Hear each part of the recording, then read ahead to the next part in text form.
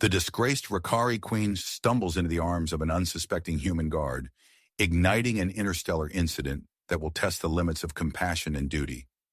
Xena's iridescent scales catch the harsh light of New Singapore's bustling spaceport as she staggers from the Rakari transport ship. Her once regal attire hangs in tatters, a stark reminder of her fall from power. Disoriented and weak, she blinks against the unfamiliar glare of Earth's sun, her luminous eyes struggling to focus. Ryan Young, a human security officer, watches the alien's ungraceful arrival with growing concern. His hand instinctively moves to the stunner at his hip as he approaches, years of training kicking in. But something about the alien's demeanor gives him pause. This is no ordinary arrival. The Rakari guards roughly shove Xena forward, their sneers and cruel laughter a clear indication of her changed status. Ryan's brow furrows as he pieces together the situation. The torn royal garments, the callous treatment. This alien is far more than she appears. Protocol dictates non-interference in alien affairs, but Ryan's conscience rebels against the injustice unfolding before him. In a split-second decision that will alter the course of his life, and potentially that of Earth itself, he steps between Xena and her tormentors. "That's enough," Ryan says, his voice firm and authoritative. The Rakari guards hesitate, surprised by the human's intervention. Xena's eyes widen, a mix of confusion and intrigue flashing across her alien features.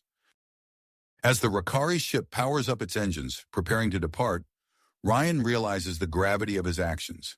He's now responsible for an alien of unknown status, potentially jeopardizing Earth's delicate diplomatic relations with the Rakari Empire. Acting quickly, Ryan guides Xena away from the main concourse, leading her to a secure area of the spaceport. The former queen moves with a grace that belies her current state, her alien beauty becoming more apparent with each step. Ryan finds himself captivated by the play of light across her scales, the depth in her otherworldly eyes. For her part, Xena studies the human with equal fascination. His strength is evident, yet he handles her with a gentleness she's unaccustomed to after years of Rakari political machinations. A spark of attraction flickers between them, quickly overshadowed by the urgency of their situation.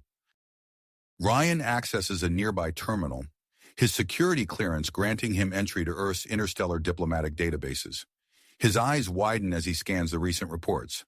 Political upheaval in the Rakari Empire, a failed coup attempt, the exile of the former queen. The pieces fall into place, and Ryan's heart races as he realizes the implications. Xena's presence on Earth is more than a simple immigration issue. It's a potential powder keg that could ignite an interstellar conflict. Time is running out. Soon, someone will notice the exiled queen's presence. Ryan looks at Xena, seeing not just an alien in distress, but a person in need of help. He knows his duty to Earth, but he can't ignore the growing connection between them. As alarms begin to sound in the distance, Ryan makes another decision that will change everything. He takes Xena's hand, feeling the alien texture of her skin against his own, and leads her deeper into the bowels of the spaceport. They're an unlikely pair, a disgraced alien queen and a human security guard, now bound together by circumstance in a budding connection that defies the boundaries of their species. As they disappear into the shadows, the fate of two worlds rests in their hands, and the future of human-alien relations hangs in the balance. The spaceport's bustling corridors fell away as Ryan guided Xena deeper into the facility's restricted areas. His heart raced, adrenaline pumping through his veins as the weight of his actions settled upon him. They ducked into a small, dimly lit security office, the door hissing shut behind them. Ryan's fingers flew across the terminal's interface, bypassing security protocols with practiced ease. The room's holographic displays flickered to life, bathing them in a soft blue glow. Xena watched, her luminous eyes reflecting the rapidly changing data streams. "We need to know what we're up against," Ryan muttered, more to himself than to Xena. He pulled up the spaceport's surveillance feeds, scanning for any signs of pursuit. Xena leaned closer, her scales shimmering in the low light. "Your technology is different," she observed, her voice a melodic blend of curiosity and concern. Ryan nodded absently, his focus on the task at hand. It gets the job done. Now, we need to... He froze, spotting a group of Rakari officials conversing with Earth security near the main concourse. Looks like your friends are making inquiries. Xena's posture stiffened, her alien features contorting in what Ryan assumed was fear or anger.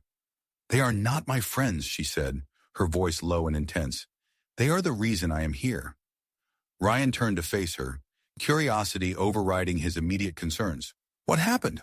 Why did they exile you? Xena's gaze dropped, her iridescent scales dulling slightly. I tried to prevent a catastrophe, she began, her words careful and measured. There is a faction within our military, led by Commander Kraz, my former advisor. They seek war with Earth and other nearby systems. Ryan's eyes widened, the implications of her words sinking in. A war? But why? Power, resources, the usual reasons beings fight, Xena replied, a hint of bitterness in her tone.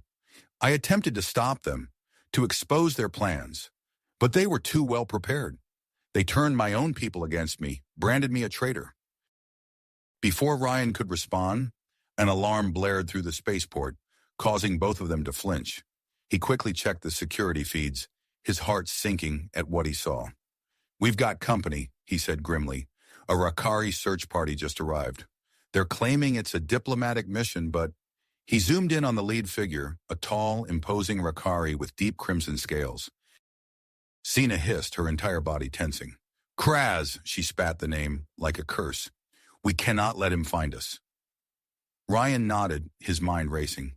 They couldn't stay here, but leaving the spaceport seemed impossible, with both Earth security and the Rakari searching for them. Then an idea struck him. I have a friend, he said, already reaching for his communicator. Jack Thompson. He owns a small transport ship. If we can reach him, we might have a chance to get out of here.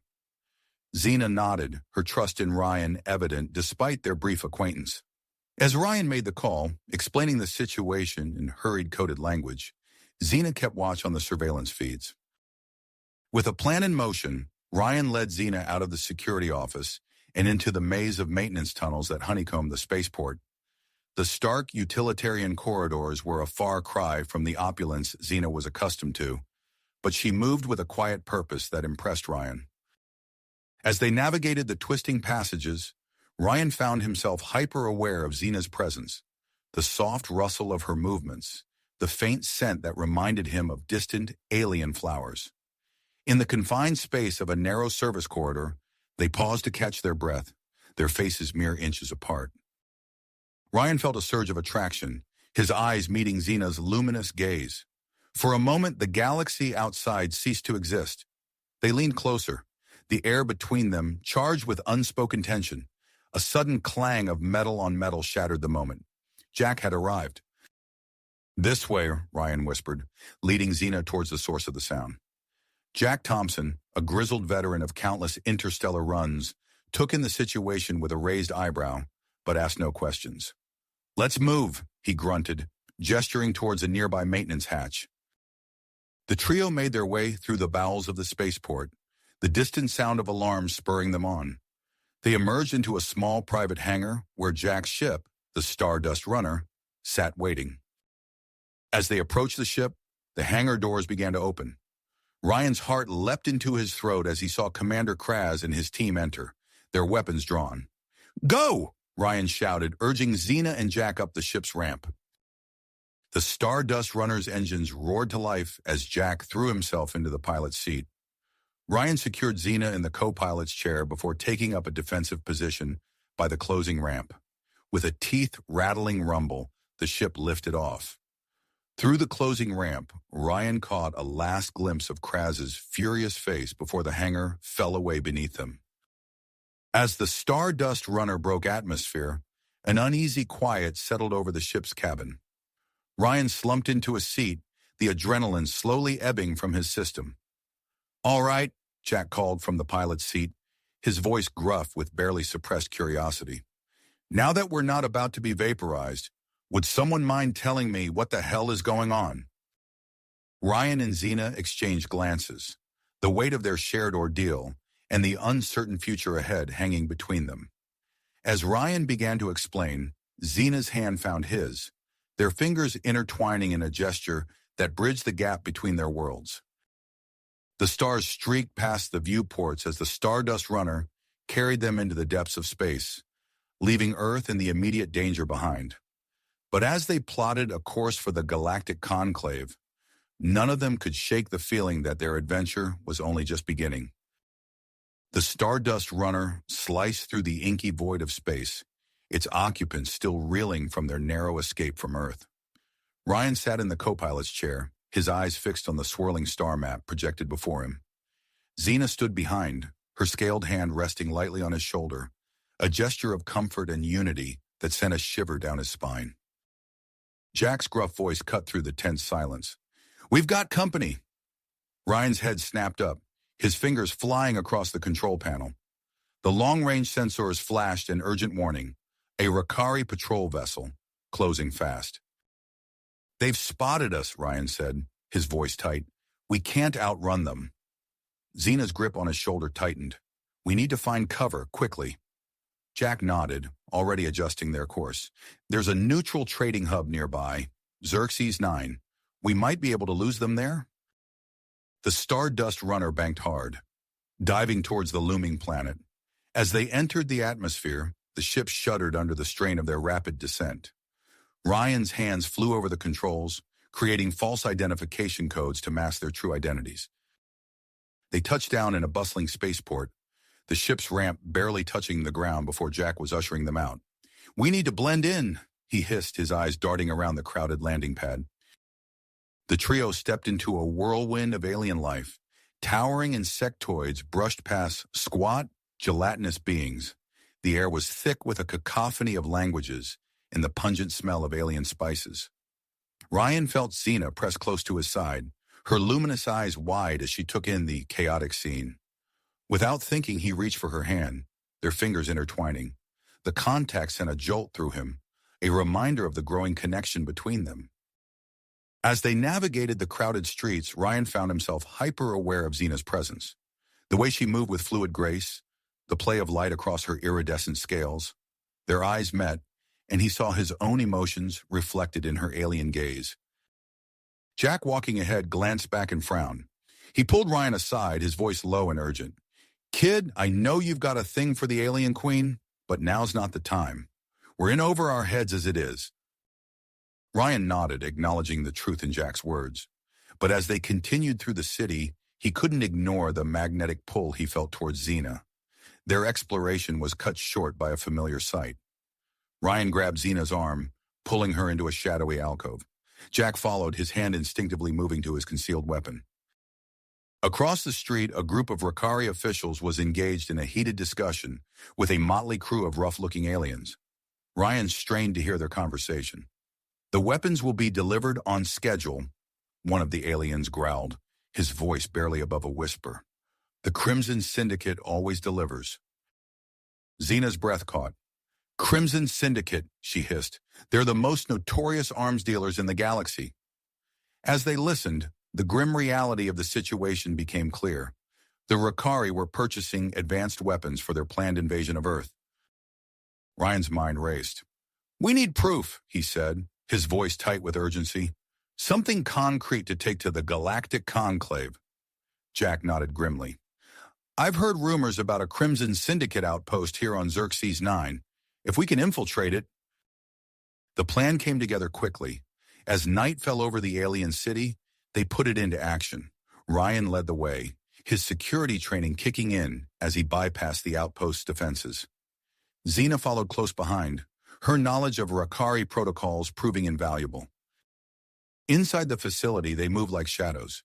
Ryan was acutely aware of Xena's presence, her body pressed close to his in the narrow corridors. The air between them crackled with unspoken tension.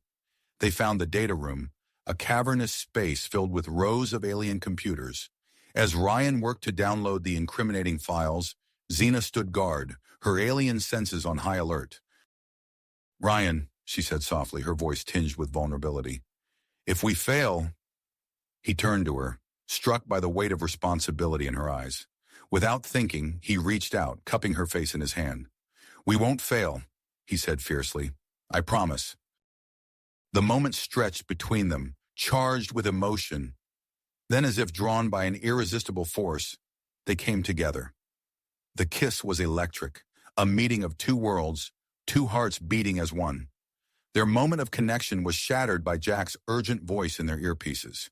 "We've got company! Time to go!" They broke apart, the reality of their situation crashing back. Ryan grabbed the downloaded data, and they ran. The escape was a blur of flashing lights and pounding feet. They encountered resistance, Crimson Syndicate guards appearing from the shadows. Ryan and Xena fought side by side, their movements in perfect sync. Her royal martial arts complemented his combat training, creating a deadly dance. They burst out of the facility, Jack's worried face greeting them as they sprinted for the Stardust Runner. Alarms blared across the spaceport as they took off, narrowly evading the hail of weapons fire from pursuing ships. As they broke atmosphere, the gravity of their actions settled over them. They had the evidence they needed, but at a cost. Both the Rakari military and the Crimson Syndicate would be hunting them now. Ryan looked at Xena, seeing the same mix of tenacity and fear in her eyes that he felt. Whatever came next, they would face it together. As the Stardust Runner set course for the galactic conclave, the stars stretched into lines of light, carrying them towards an uncertain future. The stars stretched into lines of light, carrying them towards an uncertain destination. As they traveled through hyperspace, Ryan couldn't shake the feeling that they were racing against time. He stood at the viewport, watching the swirling colors of faster-than-light travel, when a soft chime from the communications console broke his reverie. "Incoming transmission," Jack called from the pilot's seat. It's from the galactic conclave." Ryan and Xena exchanged surprised glances before hurrying to the cockpit. Jack's fingers danced across the controls, and a holographic image flickered to life above the console. A tall, graceful alien with shimmering translucent skin appeared before them. Her eyes, which seemed to shift colors like a kaleidoscope, regarded them with a mixture of concern and interest. "Greetings," the alien said, her voice melodious and calming. "I am Ambassador Xylara of the Galactic Conclave. Your arrival has been anticipated." Ryan felt a knot form in his stomach. "How did you know we were coming?" Xylara's expression softened. "We have been monitoring the escalating tensions between Earth and the Rakari Empire. Recent reports from both sectors about the events surrounding your departure have not gone unnoticed." As Xylara spoke, the Stardust Runner emerged from hyperspace, revealing a breathtaking vista. Before them hung a planet of swirling blues and greens, its surface dotted with gleaming cities that seemed to grow organically from the landscape. "Welcome to Harmonix Prime," Xylara said. "We have much to discuss." Following the ambassador's instructions, Jack guided the ship to a secure diplomatic compound. As they disembarked, Ryan felt the weight of their mission pressing down on him. The evidence they carried could prevent a war, but only if they could convince the Conclave to act. Ambassador Xylara met them at the base of the ship's ramp, her iridescent skin shimmering in the planet's golden sunlight. "Please follow me," she said, leading them into a sleek, curving structure that seemed to defy gravity. Inside, they were brought before a panel of Conclave representatives. Aliens of various species sat in a semicircle, their diverse forms a testament to the vastness of the galaxy. Ryan stepped forward, his heart pounding as he presented their evidence. "We have proof of illegal arms deals and Rakari invasion plans," he said, his voice steady despite his nerves. He activated a holographic display, showing the data they had risked their lives to obtain. The room fell silent as the Conclave members examined the evidence. Ryan could feel the tension in the air, the weight of entire worlds hanging on their decision. Suddenly, an aide burst into the room, his face pale with urgency. He whispered something to Xylara, whose eyes widened in alarm. "We've just received word from Earth," Xylara announced, her voice grave. "The Rakari fleet has begun mobilizing. They're using Xena's supposed kidnapping as justification for their aggression." The room erupted in a cacophony of alien voices. Ryan felt a cold dread settle in his stomach. They were running out of time. As the conclave debated, Xylora approached their group. "We may have a solution," she said, her eyes shifting to a deep blue. "But it will be dangerous." She outlined a plan that made Ryan's head spin. They would use advanced stealth technology to infiltrate Rakari space and broadcast a message from Xena to her people, exposing the warmongering faction's deception. "It's our only chance to stop this war before it begins," Xylara explained. As they prepared to depart, a new member joined their crew. Lyra, a petite alien with iridescent scales and 4 arms, was introduced as a conclave technician assigned to assist with the mission. Back aboard the Stardust Runner, now equipped with cutting-edge stealth systems, tensions ran high. Jack paced the cockpit, muttering about the risks they were taking. Ryan found himself drawn to Xena, their shared experiences, and the looming danger creating an almost magnetic pull between them. As they prepared to depart, Ryan noticed Lyra watching him and Xena with undisguised curiosity. He realized that human-alien relationships must be as foreign to her as the concept of interstellar travel had once been to him. The ship lifted off, using secret hyperspace routes provided by the Conclave to avoid detection. As they neared Rakari space, the ship's sensors lit up with activity. "By the stars," Jack breathed, his face pale as he stared at the readout. "Look at the size of that fleet." Ryan leaned in, his heart sinking at the sight. A massive armada of Rakari ships hung in space near the border of Earth's territory, poised like a coiled spring ready to strike. "We have to hurry," Xena said, her voice tight with urgency. Using the Conclave's stealth technology, they slipped past the gathered fleet, penetrating deep into Rakari space. Their target, a major communications hub on one of the Empire's outer colonies. As they approached, however, they discovered a complication. The hub was heavily guarded by ships loyal to Commander Kraz and his faction. Ryan's mind raced, formulating a plan. "We'll need to split up," he said, outlining a daring strategy to create a distraction while Xena and Lyra infiltrated the communications hub. As the others prepared for their roles, Xena pulled Ryan aside. In the dim light of the ship's corridor, her scales shimmered with an almost ethereal beauty. "Ryan," she said, her voice barely above a whisper, I'm afraid, not just for my people or for Earth, but—" She trailed off, her luminous eyes searching his face. Ryan felt his heart quicken. He reached out, taking her hand in his. "I know," he said softly. "I feel it too." They came together in a fierce embrace, the boundaries between their species seeming to melt away. In that moment, Ryan knew that whatever happened next, his life had been irrevocably changed by meeting Xena. The moment was broken by Jack's voice over the intercom. "We're approaching the target. It's time." Ryan and Xena separated, their eyes locked in a silent promise. Whatever came next, they would face it together. As the Stardust Runner initiated its approach to the Rakari communications hub, Ryan took a deep breath. The fate of 2 worlds hung in the balance, and the next few minutes would determine whether they could avert a catastrophic war. The ship's stealth systems hummed as they drew closer to their target. Through the viewport, Ryan could see the imposing structure of the communications hub, surrounded by a web of defensive satellites and patrolling ships.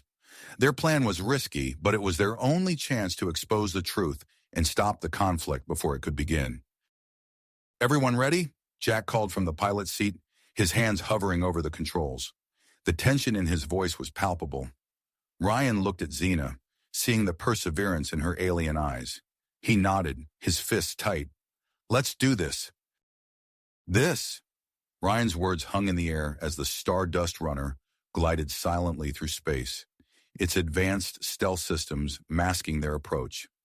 The communications hub loomed before them, a sprawling complex of interconnected structures surrounded by a web of defensive satellites and patrolling ships.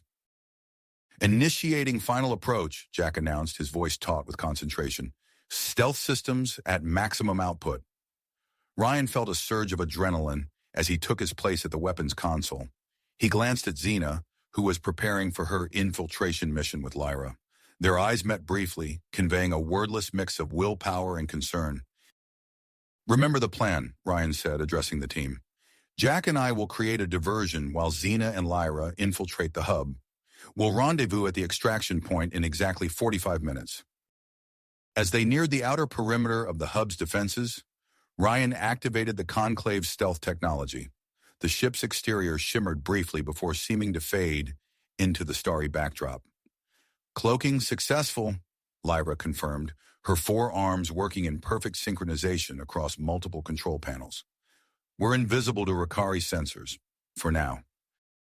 Jack's hands danced across the controls as he guided the Stardust runner through a series of complex maneuvers, drawing closer to the guard ships patrolling the hub's perimeter. Ryan tensed, his fingers hovering over the weapon systems, ready to strike. Now, Jack shouted. Ryan unleashed a barrage of energy blasts, targeting the engines of the nearest Rakari vessel.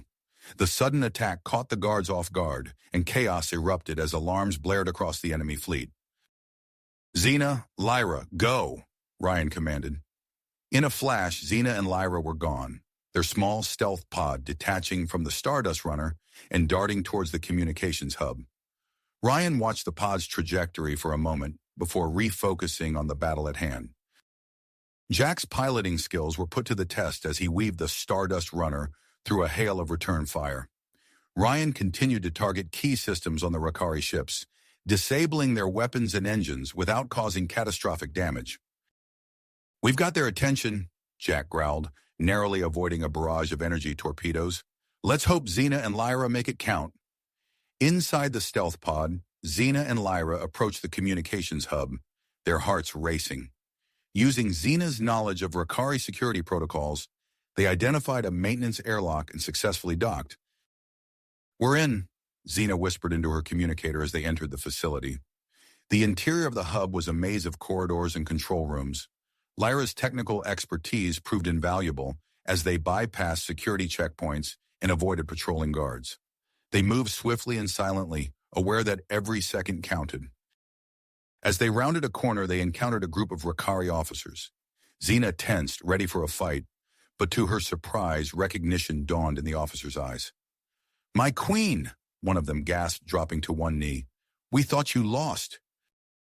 Xena's mind raced. These were loyalists, still faithful to her rule despite her exile. She made a split-second decision. "Rise," she commanded. "We need your help to save our people from a terrible mistake."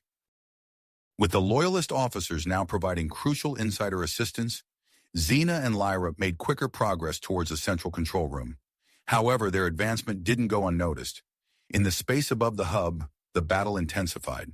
A new wave of Rakari ships entered the fray, led by a massive warship that dwarfed the others. "Oh no," Jack muttered. "That's Kraz's flagship." Commander Kraz's voice boomed across all communication channels. "Attention, intruders. You are outmatched and surrounded. Surrender now or be destroyed." Ryan gritted his teeth, knowing that surrender wasn't an option. He opened a secure channel to Xena. "Kraz is here. We're running out of time." Inside the hub, Xena received Ryan's message with a mix of fear and purpose. They had reached the central control room, but faced an unexpected obstacle. "It requires a genetic scan from a high-ranking official," Lyra explained, her fingers flying over the control panel. "We can't bypass it." Xena realized what she had to do.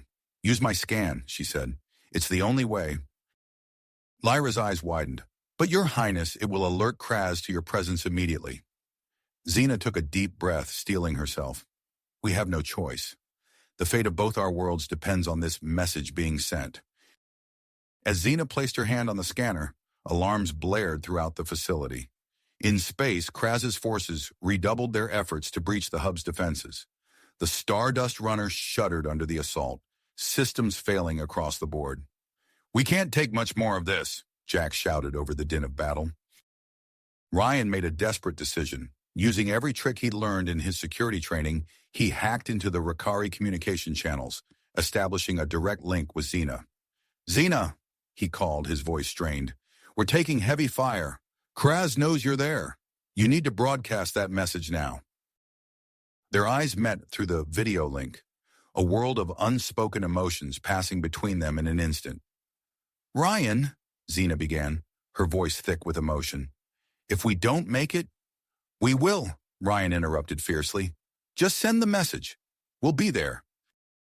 Xena nodded, severing the connection. She turned to the broadcast controls, her heart pounding. With a deep breath, she began her address to the Rakari people. My fellow Rakari, she spoke, her voice echoing across the empire. I come to you with a truth that has been hidden, a deception that threatens not only our honor, but the lives of countless innocents. As Xena's impassioned words spread across Rakari space, confusion rippled through the invasion fleet. On the bridge of his flagship, Commander Kraz snarled in fury. Silence her, he roared. Storm the hub! Kill them all! The Stardust runner, barely functional, limped towards the communications hub. Ryan and Jack knew they had only one chance to rescue their companions before Kraz's forces overwhelmed them. Inside the hub, Xena continued her broadcasts, exposing the illegal arms deal and the warmongering faction's lies. Lyra worked feverishly to keep the signal going, while the loyal Rakari officers prepared to defend the control room. The sound of approaching troops echoed through the corridors. Xena's guards took up defensive positions, ready to lay down their lives for their queen and the truth. As Kraz's forces closed in and the Stardust runner raced against time, the fate of two worlds hung in the balance. The next few moments would determine whether their risky move would end in triumph or tragedy. Disaster or triumph, as Xena's voice resonated through the Rakari communication channels, the effect was immediate and electric. Across the invasion fleet, confusion spread like wildfire. Ships began to break formation, their crews uncertain of their purpose in light of the revelations. The once unified armada fractured, with many vessels holding position, while others drifted aimlessly, awaiting further orders. On the bridge of his flagship, Commander Kraz's face contorted with rage. He smacked his head against the control panel, causing his subordinates to flinch. Silence that traitor, he roared, spittle flying from his mouth. I want that hub storm now. As Kraz's orders echoed through the comm systems, the Stardust runner shuddered under another barrage of enemy fire. Alarms blared throughout the ship, warning of multiple system failures. We're losing power fast, Jack shouted, his hands flying over the controls. One more hit like that and we're space dust. Ryan gritted his teeth, his mind racing. We need to get to that hub, he said, eyes fixed on the looming structure. It's our only chance. With a nod of understanding, Jack pushed the failing engines to their limit. The Stardust runner lurched forward, weaving through the disorganized Rakari fleet. They took advantage of the confusion, slipping past enemy lines as ships scrambled to regroup. Inside the communications hub, Xena continued her broadcast, her voice steady despite the chaos erupting around her. The warmongering faction has deceived you, my people. They would lead us into an unjust war, one that would stain the honor of the Rakari for generations to come. Lyra worked feverishly at the control panel, her four arms a blur of motion as she fortified the broadcast signal. Your Highness, she called out, I'm detecting multiple breaches in the hub's outer defenses. Hostile forces are inbound. The loyal Rakari officers who had rallied to Xena's side took up defensive positions around the room. They barricaded the entrance, their weapons at the ready. Xena's eyes met Lyra's, a silent understanding passing between them. Keep the signal going, she said, her voice filled with perseverance. No matter what happens, the truth must be heard. As the sound of approaching troops echoed through the corridors, Ryan established communication with Lyra. Her holographic image flickered to life on the Stardust runner's console. Ryan, Jack, Lyra said, her voice tense. The situation here is critical. Kraz's forces are about to breach the control room. We need extraction immediately. Ryan's heart made. We're on our way, but the ship's barely holding together. We'll have to improvise. With a shared look of purpose, Ryan and Jack made their decision. Jack angled the failing ship towards the hub's docking bay, pushing the engines beyond their limits. Brace for impact, Jack yelled as they hurtled towards the structure. The Stardust runner crashed into the docking bay with a deafening screech of metal. The impact sent tremors throughout the hub, momentarily halting Kraz's advancing forces. Ryan and Jack emerged from the wreckage, battered but alive. They armed themselves with whatever weapons they could salvage from the ship's armory. "Let's move," Ryan said, leading the way into the hub's corridors. They encountered pockets of resistance as they fought their way toward the control room. Ryan's security training kicked in as he dispatched Kraz's loyalists with precision and efficiency. Jack proved to be a capable fighter as well, his piloting reflexes translating well to close-quarters combat. Meanwhile, in the control room, Xena's broadcast continued to sway hearts and minds across the Rakari Empire. Reports flooded in of mutinies and desertions throughout the fleet. Suddenly, the barricaded entrance to the control room began to buckle under the assault of Kraz's forces. The loyal Rakari officers tightened their formation around Xena, prepared to make their last stand. Just as the situation seemed most dire, a maintenance access panel in the corner of the room burst open. Ryan and Jack emerged, catching Kraz's forces off guard. "Sorry we're late to the party," Jack quipped, opening fire on the surprised attackers. The control room erupted into chaos as Ryan and Jack joined the fray. They fought alongside the loyal Rakari officers, their combined efforts pushing back Kraz's troops. Amidst the firefight, Commander Kraz himself burst into the room, his eyes wild with fury. He spotted Xena and charged towards her, intent on silencing her once and for all. Ryan saw the threat and reacted instantly. He threw himself between Kraz and Xena, meeting the Rakari commander head-on. The two grappled fiercely, their fight a microcosm of the larger conflict between Earth and the Rakari Empire. As Ryan and Kraz traded blows, Xena made a split-second decision. She accessed the hub's emergency protocols, initiating a station-wide lockdown. Blast doors slammed shut throughout the facility, trapping everyone inside but also cutting off Kraz's avenue of escape. The battle raged on, with neither side willing to give ground. Ryan, drawing upon every ounce of his training and fueled by his drive to protect Xena, began to gain the upper hand against Kraz. In a final desperate move, Kraz lunged at Ryan with a hidden blade. Ryan deflected the attack and used Kraz's momentum against him, slamming the Rakari commander to the ground. With a well-placed strike, Ryan rendered Kraz unconscious. As the loyal Rakari officers overcame the remaining enemy forces, a sudden hush fell over the control room. Xena stepped forward, her presence commanding attention. "This ends now," she declared, her voice carrying the weight of royal authority. She activated the comm system once more, addressing the entire Rakari fleet. "I, Queen Xena of the Rakari Empire, hereby order an immediate ceasefire. All invasion plans are to be aborted.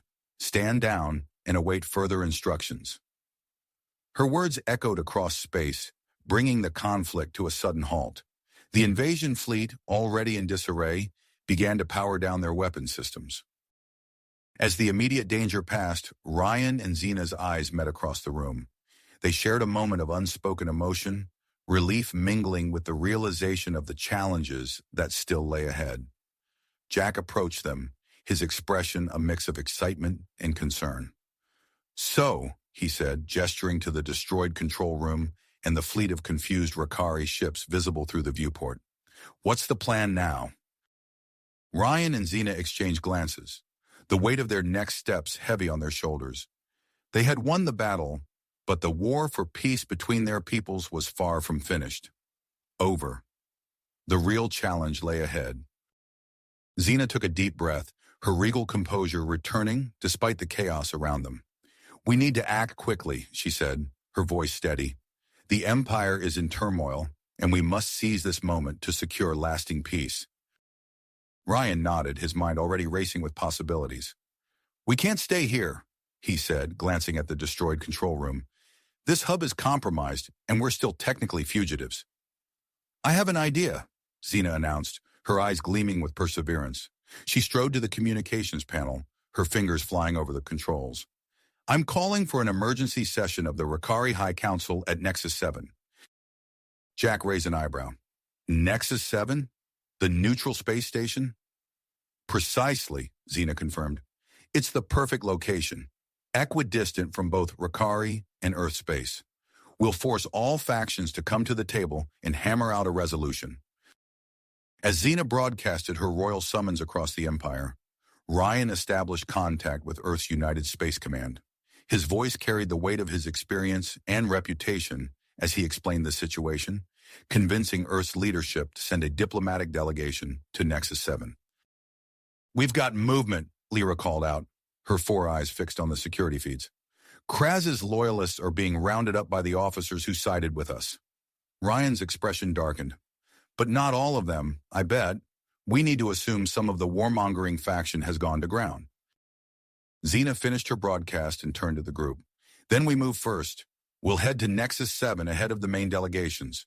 We need to secure the station and ensure no further attempts at sabotage." "Count me in," Jack said, grinning. "Someone's got to fly this circus." Lyra nodded her agreement. "My technical skills might prove useful. I'm with you." As they prepared to leave, Ryan and Xena found themselves alone for a moment. The air between them crackled with unspoken tension.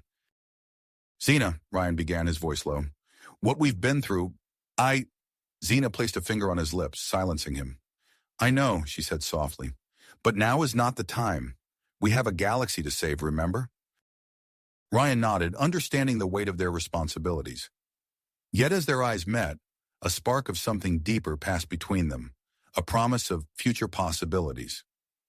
The group commandeered a small Rakari shuttle, enhancing it with salvaged conclave stealth technology from the wrecked Stardust Runner.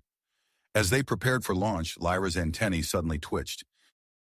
"I'm picking up a coded transmission," she announced, her fingers dancing over the communication array. "It's heavily encrypted, but wait, I've got something." Xena leaned in, her eyes narrowing as she studied the partial decryption. "This is a high-level Rakari military code," she said. "It seems our suspicions were correct. There are insurgents already on Nexus 7, disguised as maintenance crew." Ryan's eyebrows furrowed. "Then we're not a moment too soon. Jack, get us out of here." The shuttle lifted off, slipping away from the communications hub and into the vast expanse of space. As they traveled, the team worked tirelessly to decode more of the intercepted message, piecing together the insurgents' plans. Upon reaching Nexus 7, they docked under the guise of a routine maintenance check. The station's massive structure loomed before them, a labyrinth of corridors and chambers where their enemies could be hiding. "Remember," Ryan cautioned as they disembarked, "we can't act openly without risking a diplomatic incident. We need to be subtle." They split into teams, Ryan and Xena taking the upper levels while Jack and Lyra swept the lower decks. As they moved through the station, Ryan marveled at how in sync he and Xena had become. They communicated with glances and subtle gestures, anticipating each other's moves as if they'd worked together for years. Hours passed as they searched, tension mounting with each passing minute. Finally, Lyra's voice crackled over their secure comms. "We've found something. Maintenance Bay 17, hurry!"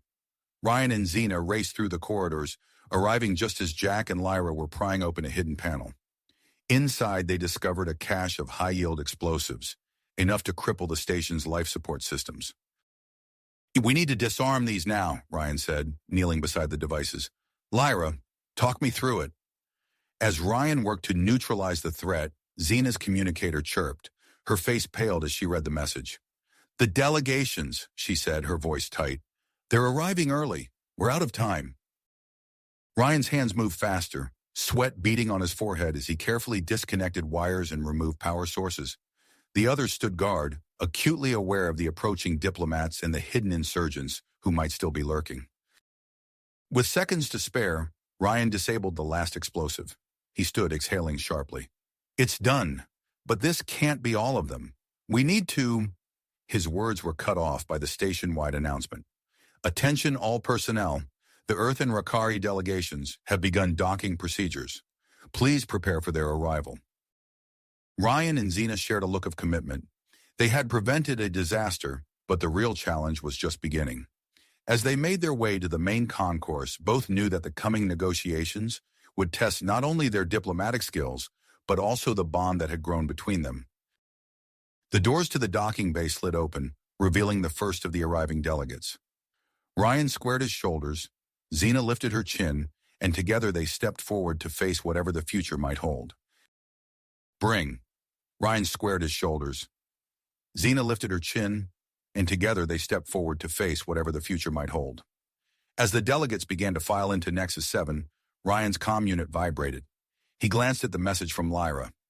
More explosives detected. Jack and I are heading to the power core. Ryan leaned close to Xena, his breath warm against her ear. We need to split up. Jack and Lyra are handling the power core. We'll take the conference areas. Xena nodded, her eyes scanning the crowd. Agreed. Let's move. They slipped away from the main group, their movements purposeful yet casual. As they navigated the station's corridors, Ryan marveled at how in sync they had become. Each turn, each pause to check a suspicious area. They moved as one, anticipating each other's actions without a word. The first explosive device was hidden behind a decorative panel near the primary meeting room. Ryan's fingers worked deftly, disconnecting wires with practiced ease while Xena kept watch. Clear, he whispered, pocketing the disarmed device. They moved on, finding and neutralizing 2 more bombs in quick succession. As they approached the main conference hall, the sound of voices grew louder. The delegates were close. Ryan spotted the final explosive, tucked beneath a ventilation grate. He dropped to his knees, working quickly to access the device. Xena's hand suddenly gripped his shoulder. Someone's coming, she hissed. Without hesitation, Ryan grabbed Xena's arm and pulled her into a nearby storage closet. The space was cramped, barely large enough for the 2 of them. Ryan found himself pressed against Xena, her breath warm on his neck. He could feel the rapid beat of her heart, or was it his own? Their eyes met in the dim light. The air between them crackled with tension, months of unspoken feelings surging to the surface. Ryan's hand moved to Xena's face, his thumb tracing the curve of her cheek. She leaned into his touch, her lips parting slightly. In that moment, all thoughts of danger and duty faded away. Ryan closed the distance between them, his lips meeting Xena's in a passionate kiss. She responded with equal fervor, her fingers tangling in his hair. The sound of the conference hall doors opening broke through their haze. They pulled apart, breathless and flushed. Reality came crashing back as they heard the delegates filing into the room. "We need to move," Ryan whispered, his voice husky. Xena nodded, smoothing her hair. "Ready when you are." They slipped out of the closet, blending seamlessly with the station's security personnel. As they took their positions around the conference hall, Ryan couldn't help but steal glances at Xena. Her composure was impeccable, but he noticed the slight flush still coloring her cheeks. The talks began, and tension filled the air. Accusations flew between the Earth and Rakari representatives, each side dripping with mistrust. Ryan watched Xena's face, seeing the concern growing in her eyes. Suddenly, Xena straightened, her expression resolute. She stepped forward, her presence immediately commanding attention. "Esteemed delegates," she began, her voice clear and strong. "I am Queen Xena of the Rakari Empire, and I come before you with urgent truths." Gasps and murmurs rippled through the room. Ryan moved closer, ready to support her if needed. Xena continued, revealing the plot they had uncovered and the dangers they had averted. She spoke of the need for peace, her words passionate and sincere. Ryan added his own testimony, corroborating her story from the human perspective. As Xena's speech reached its crescendo, the conference hall doors burst open. A group of Rakari officers stormed in, weapons raised. "Traitor!" one of them shouted, pointing at Xena. "You will be arrested for your crimes against the Empire." Ryan reacted instantly, placing himself between Xena and the intruders. His mind raced, analyzing the situation. Direct confrontation would likely lead to bloodshed and derail any hope for peace. "Gentlemen," Ryan said, his voice calm but authoritative, "I remind you that we are on neutral ground. Any act of aggression here would be a violation of galactic law." He slowly raised his hands, showing he was unarmed. "Queen Xena has invoked her right to address this assembly. I suggest we all take a moment to consider the gravity of our actions." The lead officer hesitated, his weapon wavering. Ryan pressed his advantage, citing specific diplomatic protocols and the consequences of breaking them. As he spoke, he noticed some of the Rakari delegates nodding in agreement. Xena seized the opportunity, her voice ringing out once more. She addressed her people directly, appealing to their honor and their desire for a prosperous future. Her words seemed to strike a chord, and Ryan saw doubt creeping into the eyes of the would-be attackers. Slowly, tensions began to ease. The moderate Rakari delegates stepped forward, engaging with the hardliners. Weapons were lowered, then surrendered. As station security moved in to detain the insurgents, Ryan felt a wave of relief wash over him. He turned to Xena, their eyes meeting across the room. In that glance, they shared their triumph, their fear, and the knowledge that their actions had irrevocably changed the course of history. As the delegates settled back into their seats, a new atmosphere permeated the conference hall. The hostility had been replaced by a cautious optimism, a willingness to listen and consider new possibilities. Ryan's comm unit buzzed again. A message from Jack. "Power core secure. What did we miss?" He smiled, typing back a quick response. "Oh, you know, just another day of saving the galaxy." As Ryan took his place behind Xena's chair, he knew their work was not nearly finished. The negotiations ahead would be challenging, and the personal complications of their newly acknowledged feelings added another layer of complexity. But for now, as he watched Xena address the assembly with grace and conviction, Ryan allowed himself a moment of hope. Whatever challenges lay ahead, they would face them together. Together, with rekindled persistence to forge a lasting peace between their peoples. As the negotiations continued, the atmosphere in the conference hall gradually shifted. The initial hostility gave way to cautious curiosity, and soon delegates from both sides were engaging in earnest discussions. Ryan observed the proceedings with a mixture of hope and wariness, knowing that the path to reconciliation would be fraught with challenges. Suddenly, alarms blared throughout Nexus 7, their shrill wails cutting through the murmur of diplomatic conversation. Ryan's comm unit lit up with urgent messages from various security points across the station. "We've got multiple system failures," Jack's voice crackled over the comm. "Life support and artificial gravity are going haywire." Ryan locked eyes with Xena, a silent understanding passing between them. "Kraz," they said in unison. Without hesitation, Ryan stepped forward, his voice calm but authoritative. "Ladies and gentlemen, we need to evacuate immediately. Please follow me to a secure location."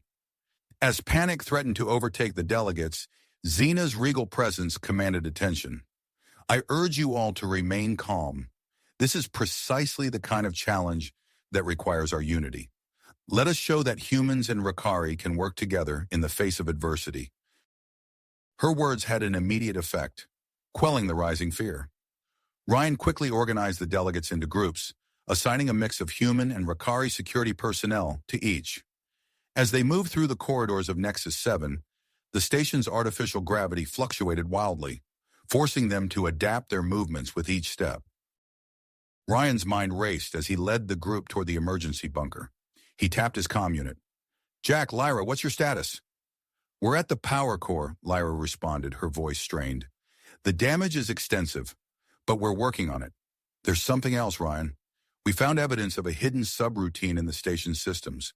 It's designed to broadcast false information to both Earth and Rakari." Ryan's mind focused. "Can you neutralize it?" "We're trying, but it's complex. It'll take time." "Do what you can. We're securing the delegates now." As they approached the emergency bunker, Ryan spotted a group of armed individuals blocking their path. Their uniforms marked them as Kraz's loyalists. Ryan signaled his security team to take defensive positions, shielding the delegates. "Stand down," Ryan called out, his voice firm. "You're outnumbered and outgunned." The leader of the loyalists sneered. "We will not allow this farce of a peace negotiation to continue. The Rakari Empire will—" His words were cut short as Xena stepped forward, her eyes blazing with royal authority. "I am your queen, and I command you to stand down. Your actions threaten not just this station, but the future of our entire civilization." The loyalists hesitated, their weapons wavering. Ryan seized the moment, gesturing to his mixed team of human and Rakari security personnel. "Look around you. We're already working together. Don't throw away this chance for peace." After a tense moment, the loyalists lowered their weapons. As Ryan's team moved to secure them, he couldn't help but feel a surge of pride at the cooperation he was witnessing. With the immediate threat neutralized, they ushered the delegates into the emergency bunker. Inside, the gravity stabilized, and the air felt cleaner. Ryan watched as Xena took charge, organizing the delegates into smaller discussion groups. "We will continue our talks here," she announced. "This crisis has shown us the importance of our mission.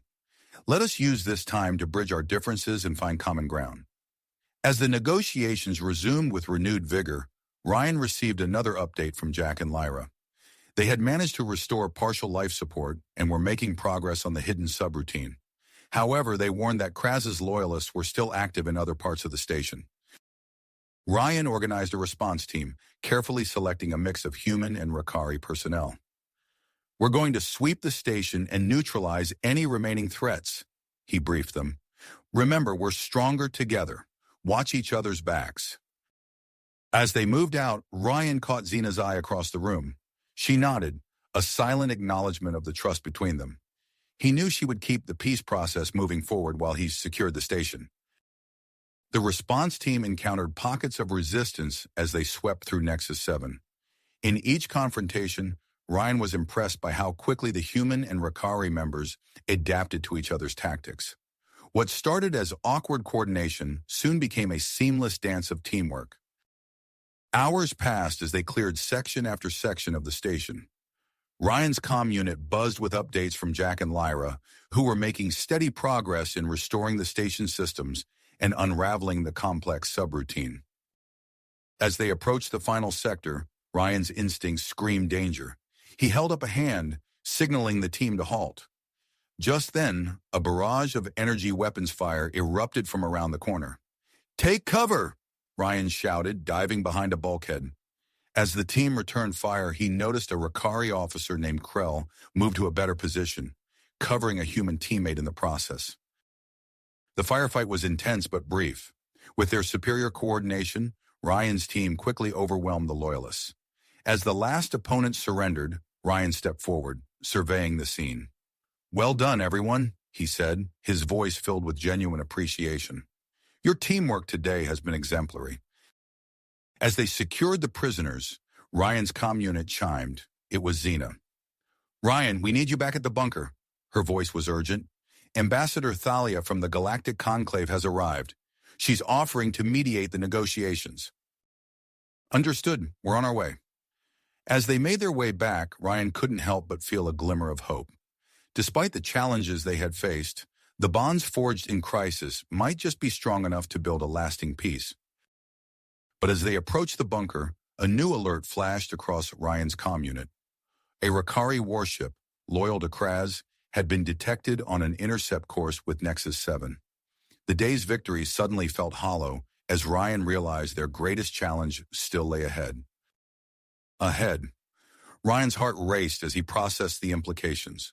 The progress they had made could be undone in an instant if the warship chose to attack. "Understood," Ryan replied to Xena, his voice steady despite the gravity of the situation.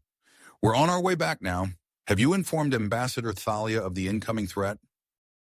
"Yes," Xena confirmed. "She's already preparing to make contact with the warship." As Ryan and his team hurried back to the bunker, he quickly briefed them on the new development. The mixed group of human and Rakari security personnel exchanged worried glances, but their determination remained unshaken. Upon entering the bunker, Ryan was immediately struck by the tense atmosphere. Ambassador Thalia, a tall, slender woman with piercing green eyes, stood at the center of the room, her face a mask of concentration as she spoke into a communications device. "Commander of the approaching Rakari vessel," Thalia's voice rang out, clear and authoritative. "This is Ambassador Thalia of the Galactic Conclave. Be advised that any aggressive action against Nexus 7 will be considered an act of war against both Earth and the legitimate Rakari government under Queen Xena." Ryan moved to Xena's side, watching the delegates' reactions. Many shifted uneasily, but he noticed a spark of perseverance in their eyes. The shared danger seemed to be unifying them in a way hours of negotiations had failed to achieve. "Jack, Lyra," Ryan spoke into his comm unit. "What's our status on the station systems?" "We've neutralized the hidden subroutine," Lyra responded, her voice tight with focus. "We're working on using the communication array to broadcast a message to the warship. We think we can show them proof of the peace talks and Queen Xena's authority." "Good work," Ryan approved. Keep me updated. Xena turned to Ryan, her eyes blazing with perseverance. We need to present a unified front. If we can show the warship that Earth and the Rakari Empire stand together, it might give them pause. Ryan nodded, quickly grasping the potential of her idea. Together they approached the gathered delegates, outlining their plan for a joint statement condemning any acts of aggression against Nexus 7. As the delegates debated and refined the statement, Ryan coordinated with his security team, strategically positioning them throughout the station to repel any potential boarding attempts. The seamless cooperation between human and Rakari personnel filled him with a sense of pride and hope. Suddenly, Jack's voice crackled over the comm.